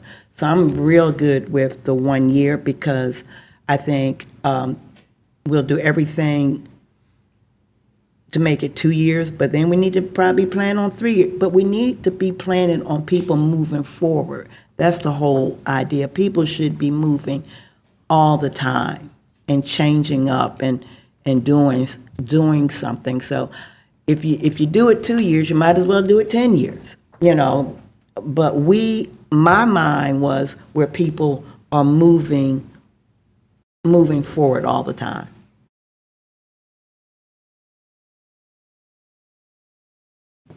Commissioner Davenport?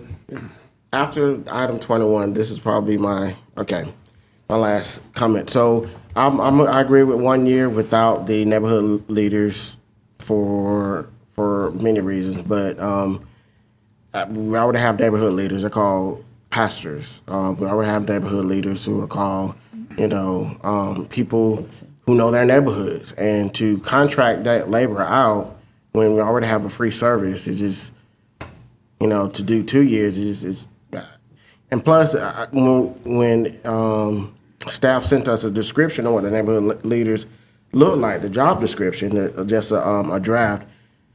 God Almighty, we're gonna weed out good people who know the community based on that job description. So I 100% stand behind the grant writer at this point, or writers at this point, because I think holistically, Athens-Clarke County will have a huge benefit with that. But the neighborhood leaders, we can do. I agree for 1 year. All right, I certainly hear consensus on kind of great deal of interest in 1 year, and also a great deal of interest in looking for opportunities to extend beyond just the funding that we've got through this $4 million prosperity package item. Certainly recognize that it's challenging given the breadth and depth of the issue that we're talking about. I don't think anybody here at this meeting or any of our prior ones has articulated something that wasn't a community need. If you think about elder care needs, to the needs for workforce development, to behavioral health needs, to housing needs, to the ability of us to make sure we're drawing down the $20 million unclaimed dollars of federal funds that could be flowing into the community. All those are real phenomenon. And what I want us to do as we gather in a retreat fashion in November is to focus, knowing that the reality of any dilemma so large is that we can't do all the things, but we can do a few things well. Commissioner Thornton. So I guess you were assuming that this would go on consent with the 1 year? I'm gathering that there's consensus around 1 year. I just wanted to put just a little flavor to the end. I will agree to that, but I would like to see the MOU. Okay. And I think that's forthcoming. Commissioner Neesmith? I was a little surprised that we have two different grant positions. One is a coordinator and the other is a specialist. And the coordinator is a supervisor.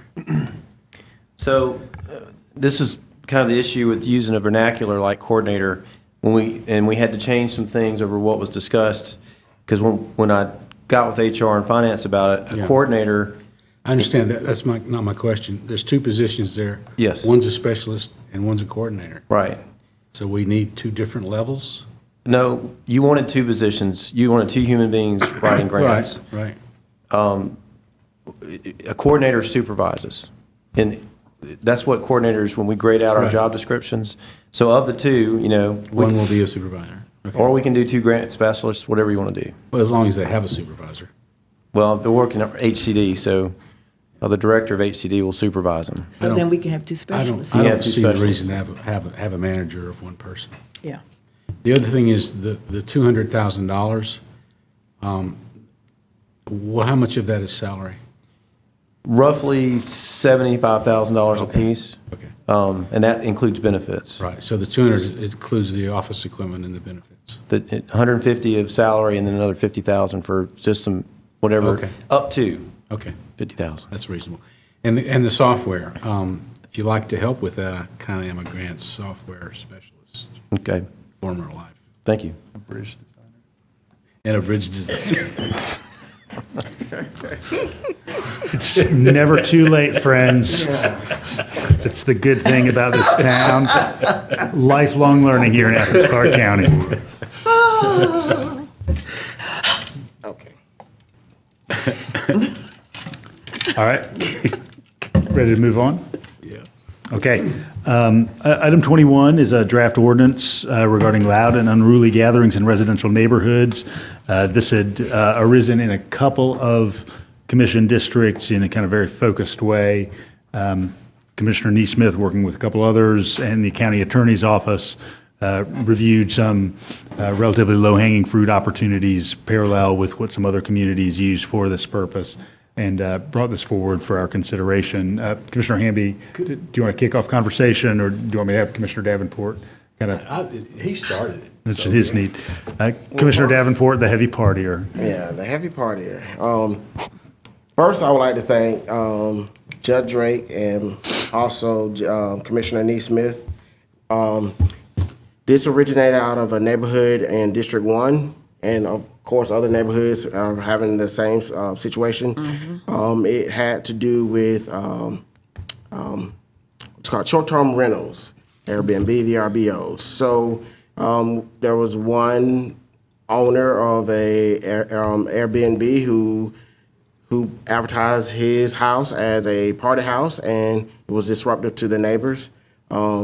Thanks to Commissioner Neesmith for coming to, they had a community meeting.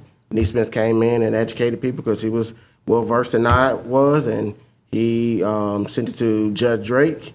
And thank you for Attorney Drake for drafting this legislation. But this is ultimately done to cite the homeowner and the partier for noise ordinances and for disrupting, the peace in quiet and peaceful neighborhoods. Commissioner Neesmith. So carrying on, Attorney Drake found a Los Angeles ordinance, which he passed on to me, and I tweaked it, and then he sent it to his assistant, Michael, and he worked particularly on the enforcement side of it. But this is, originally this problem was couched in terms of short-term rentals, and it's not a short-term rental problem. This is partying in a residential neighborhood. That's the problem. No matter who the owner is, no matter who the organizer is, that's the problem. And the problem that we couldn't solve the problem very easily because all our police were armed with really was a noise ordinance. And about all they could do is say, be quiet. And then maybe they could issue a citation for loud noise. But this defines an unruly, a loud or unruly gathering as loud noise such that a distance of 50 feet from the structure, it's audible, 50 feet. Obstruction of the street or public right-of-way, including a sidewalk, public intoxication, drinking in public, serving alcohol to minors, possession and consumption of alcohol by minors, assault, battery, fights, domestic violence, and other disturbances of the peace, the sale or service of alcohol beverages without state license, vandalism or destruction of property, litter, urinating or defecating in public, trespassing or indecent exposure, visible from neighboring residents or the streets adjoining the property. It also says that if the noise can be heard within an adjoining residence, within 50 feet of the property, it's allowed an unruly gathering. And then the owner or the organizer will be cited and fined. A sign will be hung for 30 days saying this place has been cited for having allowed an unruly gathering. And probably as important as anything, if someone does violate this law, if there is a gathering, it can be broken up by the police right there on the spot. So I got a couple of emails today about this from people who it was a surprise to that we're working on it, and they said, "Oh my goodness, we need this so bad," and it wasn't short-term rentals; it was just kids partying in the neighborhood. So I hope you guys will approve this. The attorney has been over it very, very carefully, and if you have some other ideas, I'd be happy to work with you to try to incorporate that into a CDO if it makes sense. After we get the attorney to approve those changes, of course. Thank you. Commissioner Link? Yeah, I was under the impression that this came out of some of the work that Commissioner Wright had been doing with town gown conferences, but I guess it came from a different direction. A couple weeks ago, I met with some constituents in the kind of Hancock and Cobham area who are dealing with a few houses that are basically functioning as de facto fraternity and sorority houses. Apparently, they've outlawed liquor in some of these fraternity parties, and so they're moving some of their activities into the neighborhoods. And because much of that area is still is zoned multifamily, there's no single-family housing ordinance to kind of regulate it. So I think this is a good step forward. The folks that I sat down with had some very specific ideas on ordinance changes that could help with the situations that they're dealing with, and one of those residents happened to be a former member of our planning staff, so she was very well versed in our language. So I think there might be some additional suggestions on tweaking this. And I also have concerns regarding kind of sanctioned events like Porch Fest last week. I wonder how this would apply to something like that. Some of these, organized events that do have events at homes, at personal homes. So I'd be interested in having a conversation with the attorney where there is a loophole to apply or get some kind of permission to have gatherings where there's a time limit and, daytime hours or something like that, where it does leave it open so we can have community events and not have the cops called and them busted up when they are, legitimate community building events. And Commissioner, just thinking about mechanisms, we already have it, maybe that our special event permit is that mechanism. Yeah, but then again, that is very expensive. So an event like Porch Fest, would they have to have a special event permit at every single location? There were 67 locations. I kind of think that there could be a clause embedded in this somehow that would continue to allow for something like that. Whether it's, event lasting no more than a certain time or, in daylight hours or something that could still allow for these legitimate community building events, parades through neighborhoods and front yard birthday parties and things that makes for healthy communities, while, tackling the very legitimate problem that we are having in our neighborhoods with loud and unruly gatherings. Commissioner Hamby, or excuse me, Harrod. I like loud and really important. Thank you, Mayor. So I guess I don't really have a problem with this. I guess I do have some questions, though. So all of the things that were just listed about obstruction of a street or public right-of-way, public intoxication, service of alcoholic beverages to minors, possession or consumption of alcohol by minors, etc., those are already all illegal. So is this ordinance, proposed ordinance, simply just putting all of that stuff in one place? This makes the gathering illegal, not just the person who has possession of alcohol. The gathering becomes.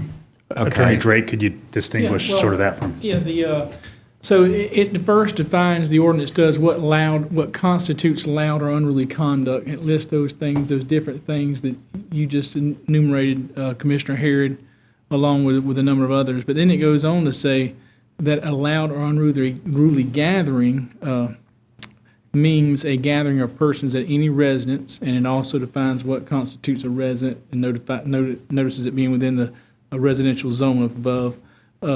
A loud or unruly gathering means a gathering of persons at any residence within a residential neighborhood or a property adjoining a residential neighborhood where loud or unruly conduct, which is those items noted above, occurs at the residence or within 500 feet of the residence and which threatens or interferes with the public health, safety, or welfare or the comfortable enjoyment of life and property, which I think goes to what Commissioner Link was saying. I mean, if the officer, if it's a festival, I'm not familiar with the Porch Fest, but if that is a festival that is not interfering with the public health, safety, and welfare, or the comfortable enjoyment of life and property, then the officer would not have the discretion to write that. It'd be his discretion not to write that.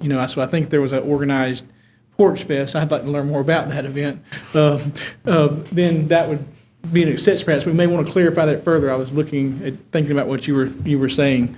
So Yeah, that's an and. I think that the ordinance is an attempt. It took some work, and I did look all around the country. And you are right about the town and gown research. Commissioner Wright did send me some stuff there. I sent you a couple of examples, and you thought they went from L.A. This is brand new stuff that they're considering out there. So all over the country, communities like us are facing these issues. I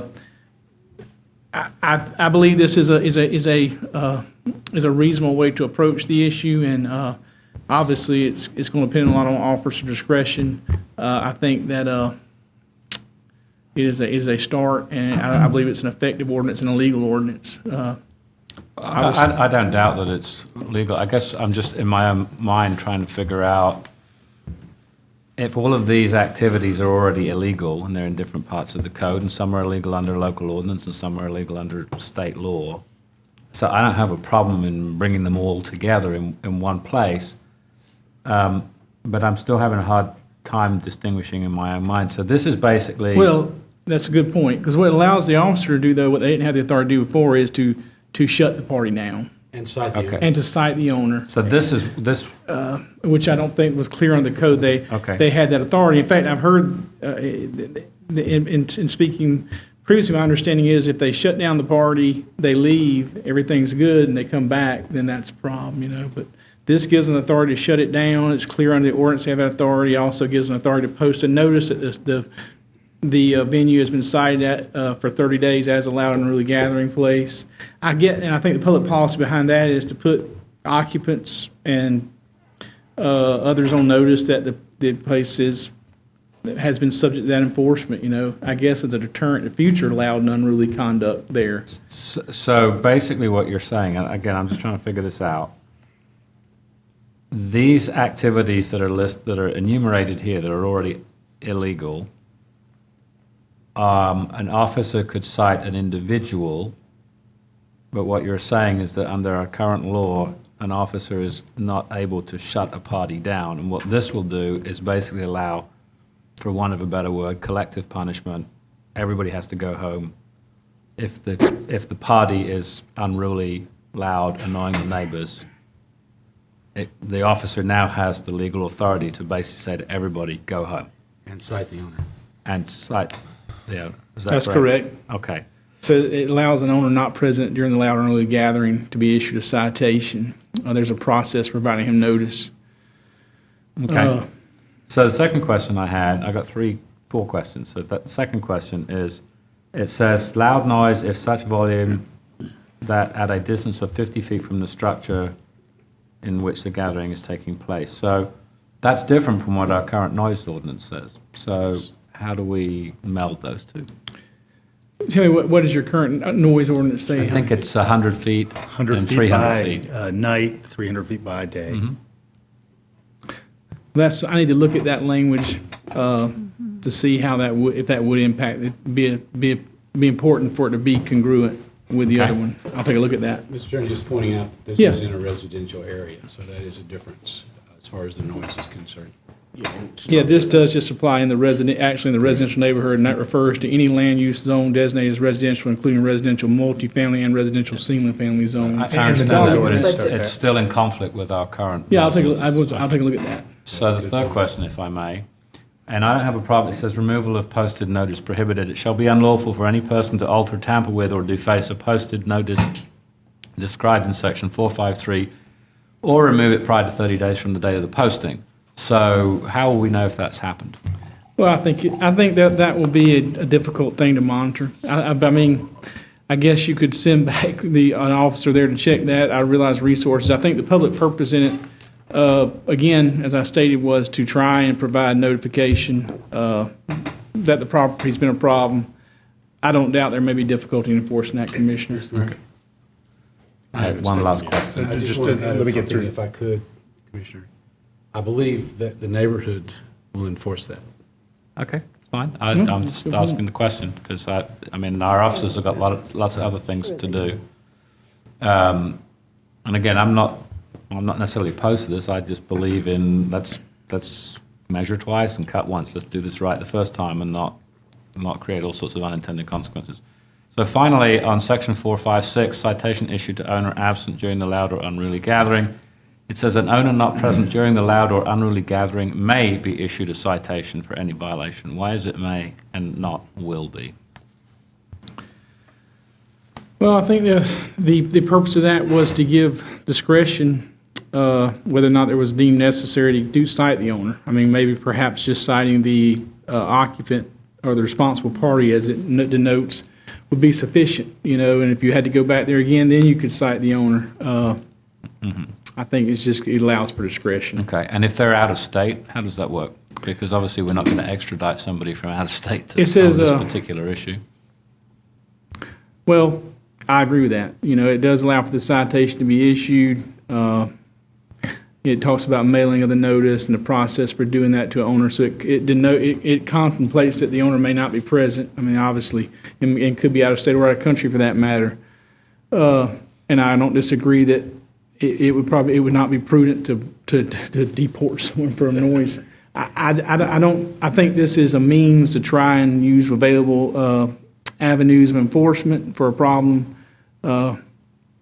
There may be challenges ultimately in enforcement, as there are with other ordinances. So if we have somebody that lives out of state, this is my last on this. If we have somebody that lives out of state and they're issued a citation, a fine, and they basically say, to hell with you, I don't care, what is our recourse? Can we put a lien on their property? Well, I think our code, if they did not show up in court, the code enforcement officer, who's Michael Petty, and insisted this, could ask the judge to require a notice be placed on the dwelling until such time for no other parties, until such time as the party shows up. I mean, that might be something he could ask the judge, you know.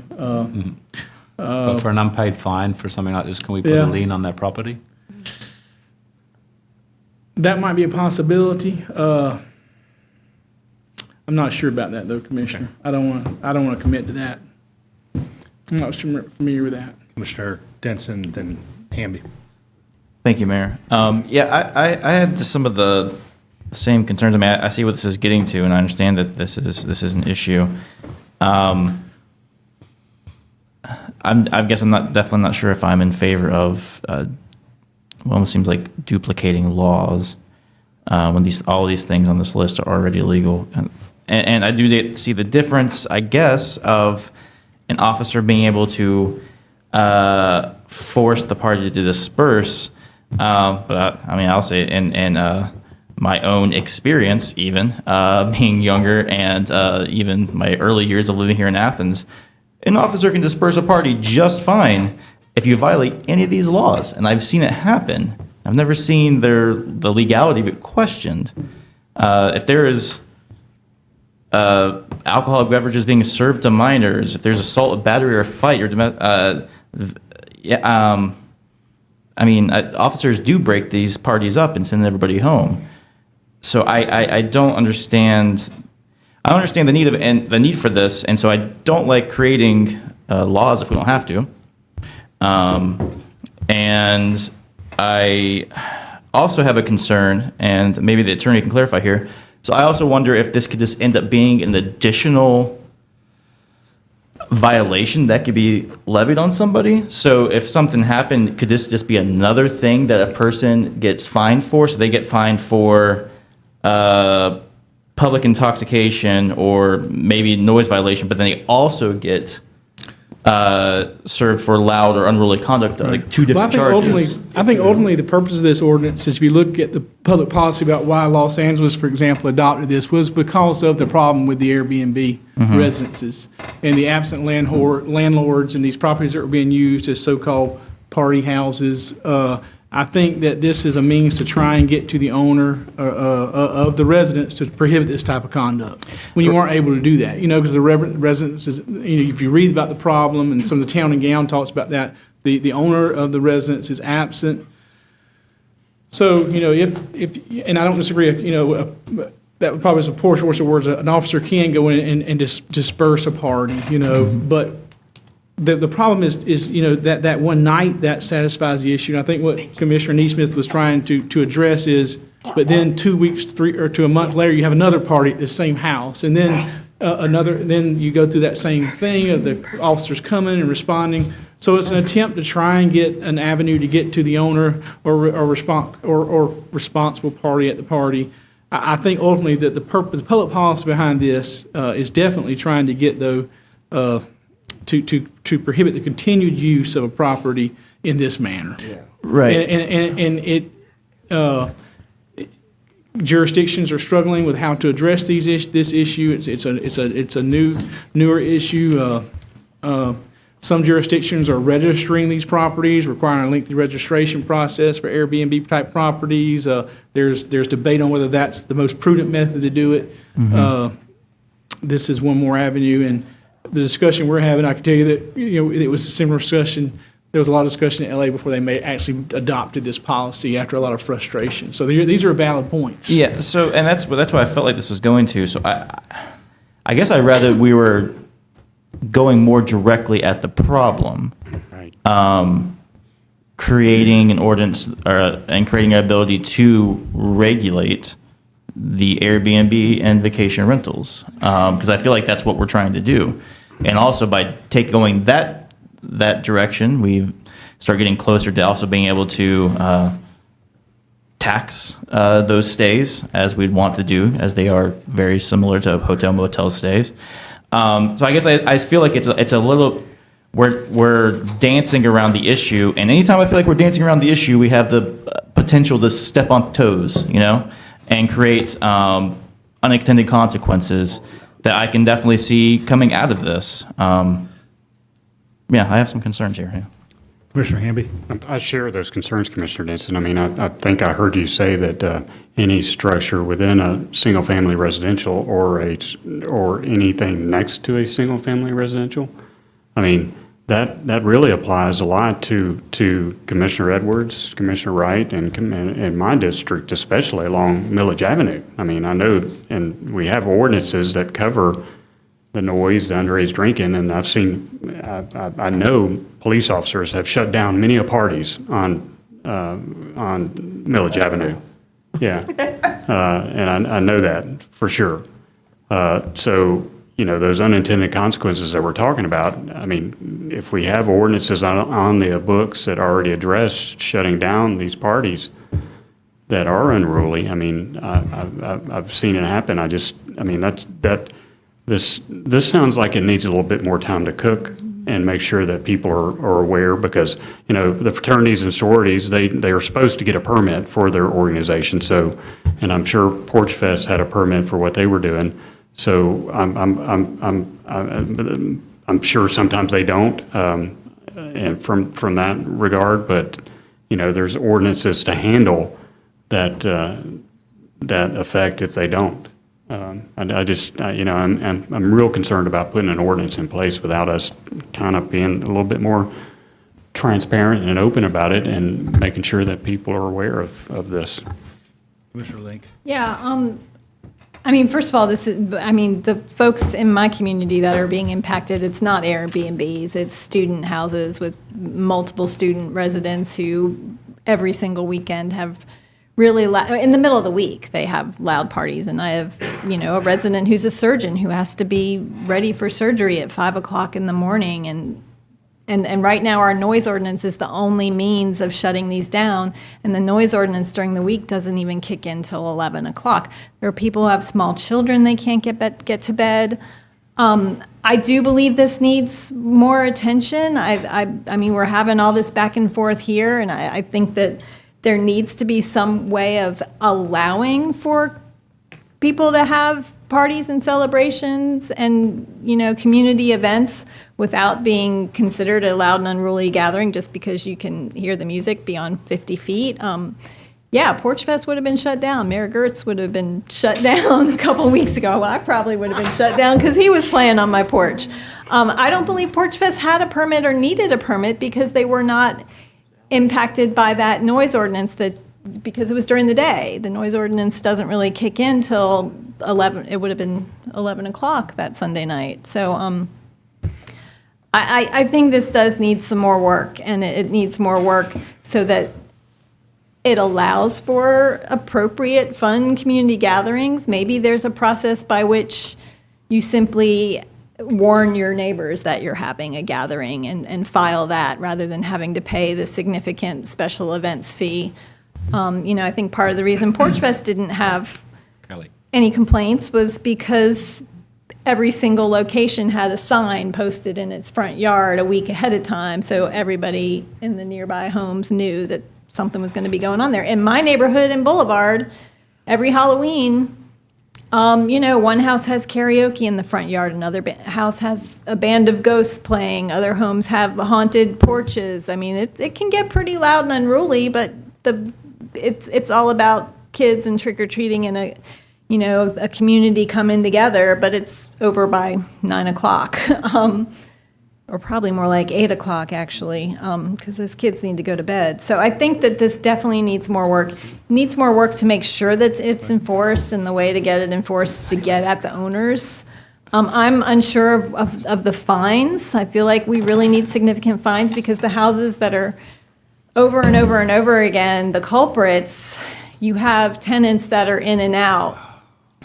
So, they can get shut down, a party shut down, and a $300 fine, and that's nothing to them because, their lease is up in a couple months, and then the next tenants have the loud and unruly gatherings. And I do think this needs more work. It needs more work to be, focused on the specific problem that needs to be solved, and also to allow room for legitimate gatherings and celebrations and some means of communicating with neighbors and warning them. I mean, I used to throw some pretty rockin' parties back in my day too, and we often just went around to our neighbors and said, hey, we're having some people over tomorrow night in the backyard. If it gets too loud, please call us. And that can often go a long way. And the folks that I talk to, they don't get those knocks on their doors. They just get woken up at 11 o'clock in the morning to really loud dance music or screaming and yeah. Commissioner Neesmith. Let me address a couple of things. One is, I understand the concerns, but remember what the attorney read about what a loud unruly gathering means.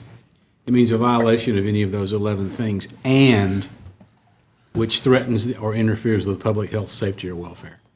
So it's not just loud music, it's and threatens or interferes with public health, safety, or welfare, and the comfortable enjoyment of life and prosperity. So the other thing, as far as talking about short-term rentals, this is not a short-term rental problem. And as far as registering short-term rentals, I totally support that. And I'm doing some research into that. And we're not going to be able to come up with any kind of solution for that in the next 90 or 120 days. It's a very difficult problem. I'm not going to go into the intricacies of that. Be happy to talk with you about that online. And I also believe they should be registered and they should be taxed. If we want to look at this some more, we can. I think it covers every objection that you guys have brought up tonight, every single one of them. And also, if you saw the correspondence, this absentee landlord in the neighborhood over in Patrick's district, they wrote the owner a very kind, thoughtful letter telling him exactly what the problem was and what they wished that he would do. And he responded in so many words. I know my rights. I'll do whatever I want, and you can break up that party as many times as you want, but the next guests will come in, they won't know a thing about it, and they'll do it again. And there's not a thing you can do about it. And that's what happened. And that's what we're trying to do, is get to the owner. Commissioner Hare and then Edwards. Just two quick points. I agree. It seems that the problem we're trying to solve is parties in homes where the owner of the property is not there. Yeah. That's the problem. Because generally, when the owner is there, you can cite the owner, and we're basically dealing with absentee landlords, Airbnb people who rent out their property and they don't really care two hoots for their neighborhood. So I don't have a problem trying to address that. I would like to see Airbnbs and VRBOs and others registered. They are a business. I'd like to see them registered. I'd like to see them pay taxes. And if you want to look at the evidence, there's a lot of evidence out there that shows that neighborhoods with lots of Airbnbs and VRBOs spurn gentrification. There's plenty of empirical evidence that shows that, but that's a different issue from what we're trying to address here. So if we can find a way to get at the absentee person who is renting out their property and yet not technically responsible for the party because they're not on site, then I have no problem with that. I did want to correct something for the people that are out there. Commissioner Link seemed to suggest that the noise ordinance does not apply all the time. It does apply 24/7. It's just that the distances are different at different times of the day. So 300 feet, and then at night, basically 100 feet. So if people are having a problem with noisy parties next door, please call the police department. Commissioner Edwards. It would help me and might help the community too. This proposed ordinance deals a lot with noise, volume, distance. We do have a noise ordinance, so if we could maybe just create some legislative economy and address the problems that we're having with these temporary rentals by beefing up the noise ordinance by perhaps providing tiered levels of penalties for repeat offenses, or at the very least, just amending our noise ordinance to incorporate some of these things here. I mean, it just doesn't make sense to have two separate noise ordinances. That's all. Commissioner Neesmith. Well, this is not just a noise problem. The example in Patrick's district, there was nudity, there was cursing, there was drug use. It wasn't just noise. They could quiet him down, but this poor kid in his bedroom was still hearing foul language and seeing things out his window, and they closed the blinds, after a while, that he shouldn't be seeing because it was a loud and unruly gathering. It wasn't just noise. And the police came, and they told him to be quiet, and they got quiet. The unruly part continued. And the kid couldn't study, the kid couldn't go to sleep, he couldn't go to school the next day. It's not just noise. Commissioner Hamby, can I text you that address? He can rent Goodness it. gracious. I'm gonna start being loud and unruly here in just a minute, but if I already haven't been, You have. I guess I'm saying this needs more time to cook. I'd kind of like to see what the problem is. I know Commissioner Davenport has an issue in your district, and I can understand that and want to see what we can do to help with that. But I guess maybe there's some police reports that we can look at to see how many people have been currently cited for especially the noise ordinance or whatever components are in here, so that we can get a handle on the problems, how the extent of the problem as it is now. I just want us to be careful about having some unintended consequences that I can see really coming out of this for the whole community, really. So. I think, and I'll get to a couple comments, but, just hearing the discussion tonight, it seems like the sort of locus of concern is those non-resident owner properties. I think we can hone in on that in a committee assignment. And then just to telegraph ahead separately, I am going to be referring to government operations, the question of Airbnb taxation and registration and safety. So are you going to move this to committee also? I am, yes. Commissioner Denson. Thank you. And Mayor, I'm gonna start using the word locus. You've tipped me off on that word here tonight. Then, I guess my question here also is as Commissioner Neesmith brings up, like these things are more than just noise ordinances, but for us to be able to have an officer cite on this, like, don't they have to witness then the nudity? Don't they have to witness the drug use? It can't just be something that's reported by a neighbor that. So, the only thing that's the difference with the noise ordinance, right? And we know how this works. The officer goes there while the noise is happening, tests the noise. It is something that they can actually test right there.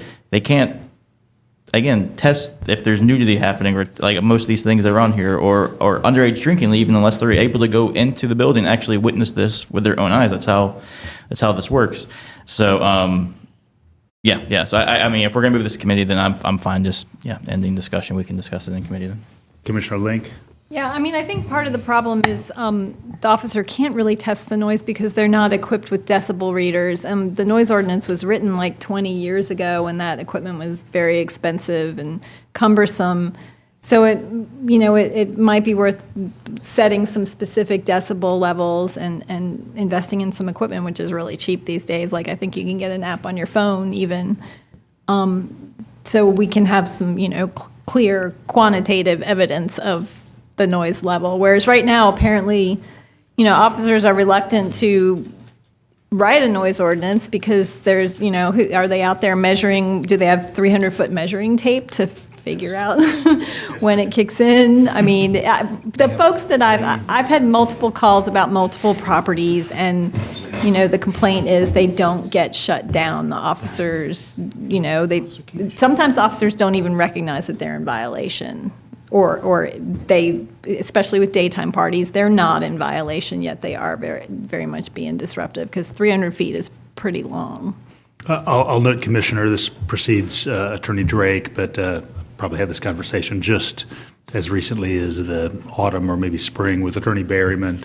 I understand that the police department's typical response for a trained officer who's familiar with the code is to mark off the 100 or 300 feet, and the ordinance uses the phrase plainly audible. So that violation had been cited, I know, many times in my neighborhood, kind of based on the existing code section. I think it was probably, I know it was since Commissioner Harrod and I came on the commission that we updated the ordinance to include construction noise adjacent to single-family neighborhoods. So it's probably 10 years ago, the last time we looked at it.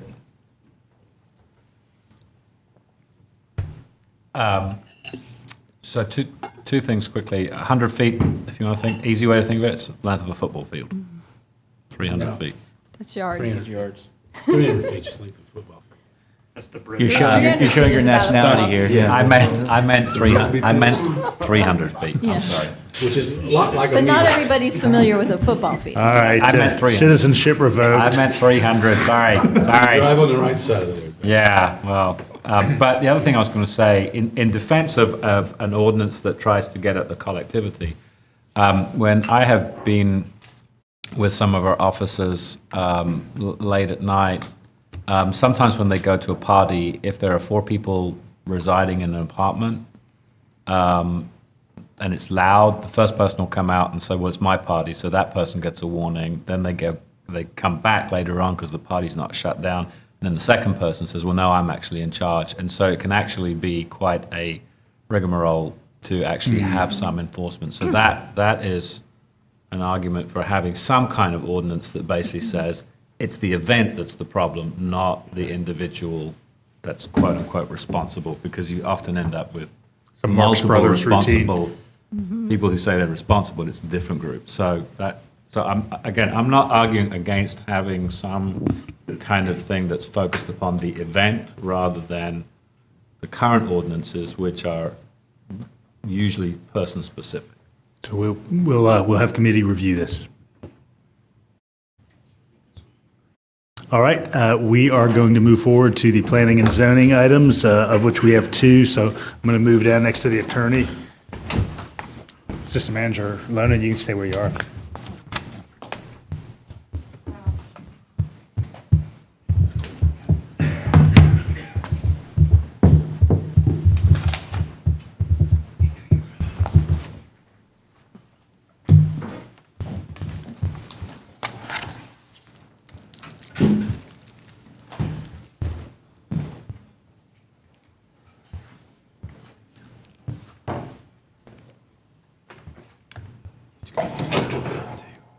Used to confuse me. Oh, yeah.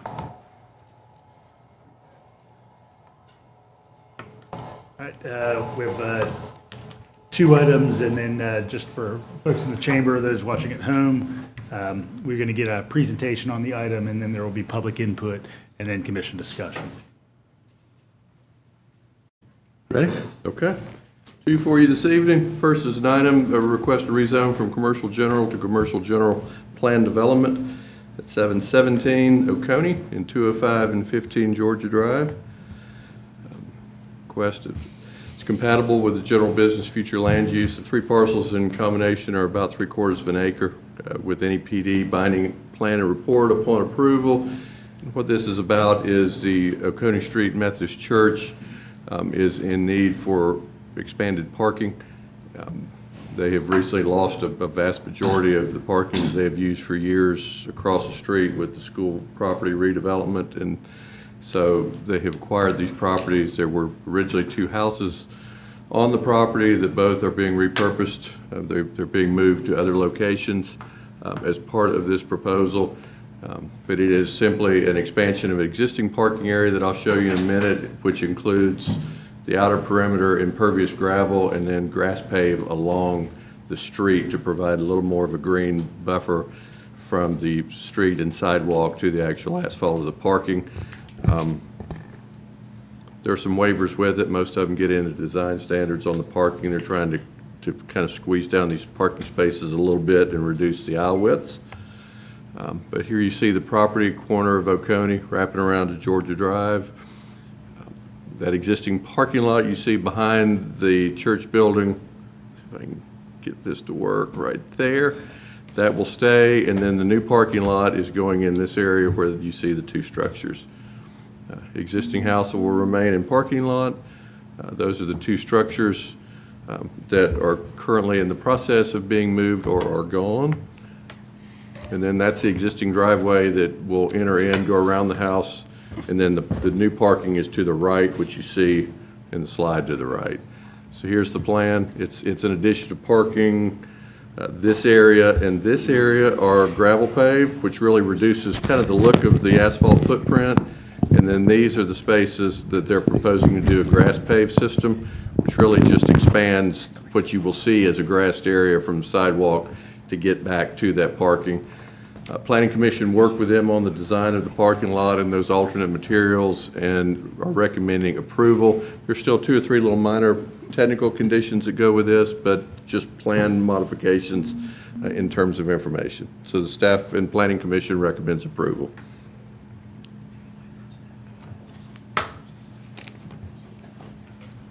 Any public input on this item?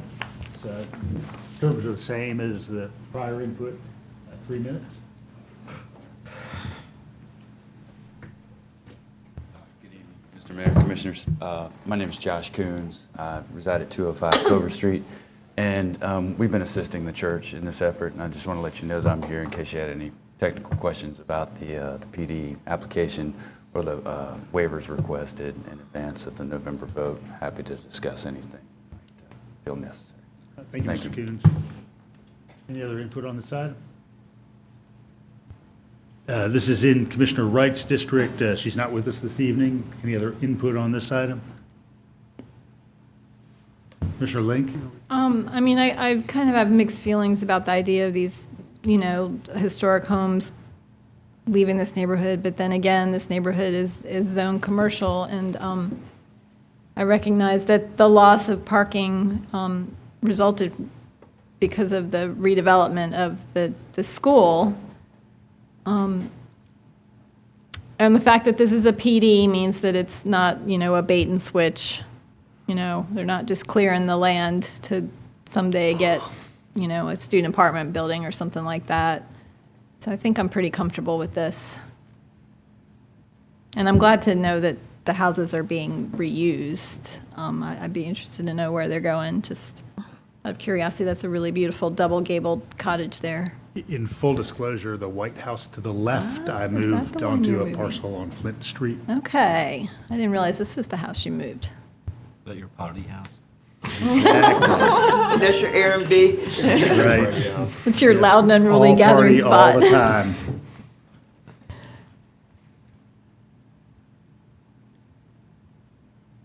All right. Okay. The next item is a special use in the AR zone at 855 Nowhere Road for a monopole telecommunications tower. We haven't had one of these in a while. It is compatible with the rural future land use. The development area encompasses about a half acre of a 34-acre tract. This is up Nowhere Road, really getting on up where it's adjacent to Sandy Creek Park beyond Cherokee Forest subdivision. The proposal is a new 196-foot cell tower. By staying below the 200 feet, it will not require lighting. And with the special use approval, the plan becomes binding. It basically is a gravel drive that comes off of Nowhere Road to go back to the compound. The compound will be screened with evergreen vegetation. As I said, no lighting, and it's the intent of this, one, to provide service for the carrier, but with any of these monopoles under our tower ordinance, it's required to provide the ability for up to 3 additional servers to go on that tower. There is a need in that area. There are some gaps that this would fill, which is a comprehensive plan initiative. So you see the property here on Nowhere Road, currently zoned AR. That cell tower is going to go right, kind of tucked in, right in around these trees is where it's going to go, off the road. And again, it'll be sitting right up in here. There you see the plan, a drawing of the tower, and the compound with screening. Some of the staff comments, the minimum height will reduce no lighting, meets all the ordinance standards for a tower, and it's meeting and serving a need for improved internet and mobile communications for all areas of the county. Planning Commission recommends approval. Is there any public input on this item? All right, seeing none, I think this is in Commissioner Denson's district. Thank you, Mayor. Yeah, and I had a couple of questions. I have, this time, no problems, but I'm happy to hear concerns from others. Brad, correct me if I'm wrong, but I think that there's already a shorter antenna out in this area, kind of close by here anyways. There may be one. There were some propagation drawings, and we did not send you all of that information because it was 100 pages worth of engineering drawings. If there is a tower that's shorter in the area, The reason they would be asking for another one is there's no locations Yeah. on that tower to No, provide. no, and yeah, it wasn't as to me. It shows that there hasn't been any kind of negative impact in this area, and it is extremely rural. Kind of drove out there, and there's not really anybody living out there, and I haven't heard any concerns. I know we're doing a balloon test, right, that goes along with this, and that's happening currently. That's happening currently, probably this week. Okay. And so they will fly that balloon, I think it's 3 consecutive days at the height of the tower, so you will see. Okay. I know there's not going to be any lighting on this, which is the only question I had from any constituents if there's going to be lighting. So, okay, thank you. Commissioner Link? I just have a quick little question about the little crescent of property across Nowhere Road. That's what's going on with that? I'm just curious. I mean, I saw that earlier. I've not done any research. My guess is at some point in the past, there was a sharp curve in Nowhere that was straightened, and so the right-of-way was moved, and it was a property swap. Okay. That's complete Yeah, it's really speculation weird. at this point, That but the that's what it property looks line like. extends So, across the road? seemingly? The owner owns, it's a little piece on the other side, too. Commissioner Thornton and Harris? I was just trying, and since, when it says medium height, what do you mean? It was described in one of your earlier, it said something about medium, due to medium, reduced field. Due to minimum height? Minimum, that's what it was.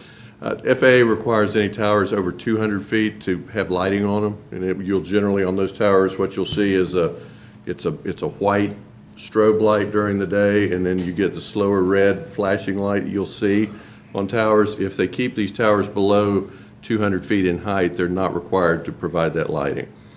And so from a minimum height for these types of telecommunication towers, generally under 200 feet is considered fairly low. In all honesty, this tower is probably not much larger than the Georgia power poles that are along North Avenue that were just installed. Some of them, especially when you get to the bottom of the hill at the railroad bridge. So it's not a really large structure. Commissioner Harris? Well, that was kind of sort of my question, because if you look at the map, it's about 2 miles northwest of the airport. But if the FAA doesn't require lights, if it's below 200 feet, then I guess it's an academic question. Right. I got something real quick. Commissioner Edwards? I just want to present this idea to my colleagues. These poles in other communities like Peachtree City are made to look like trees, and it's just sort of a nice touch. They put false greenery on them, and it just looks like a tall pine tree. So it might be something worth exploring in the future as more of these poles might come up around the community. We could beautify our landscape by requiring just a little aesthetic decoration on this piece of industrial infrastructure in our county. Any other input? All right, thanks, everyone.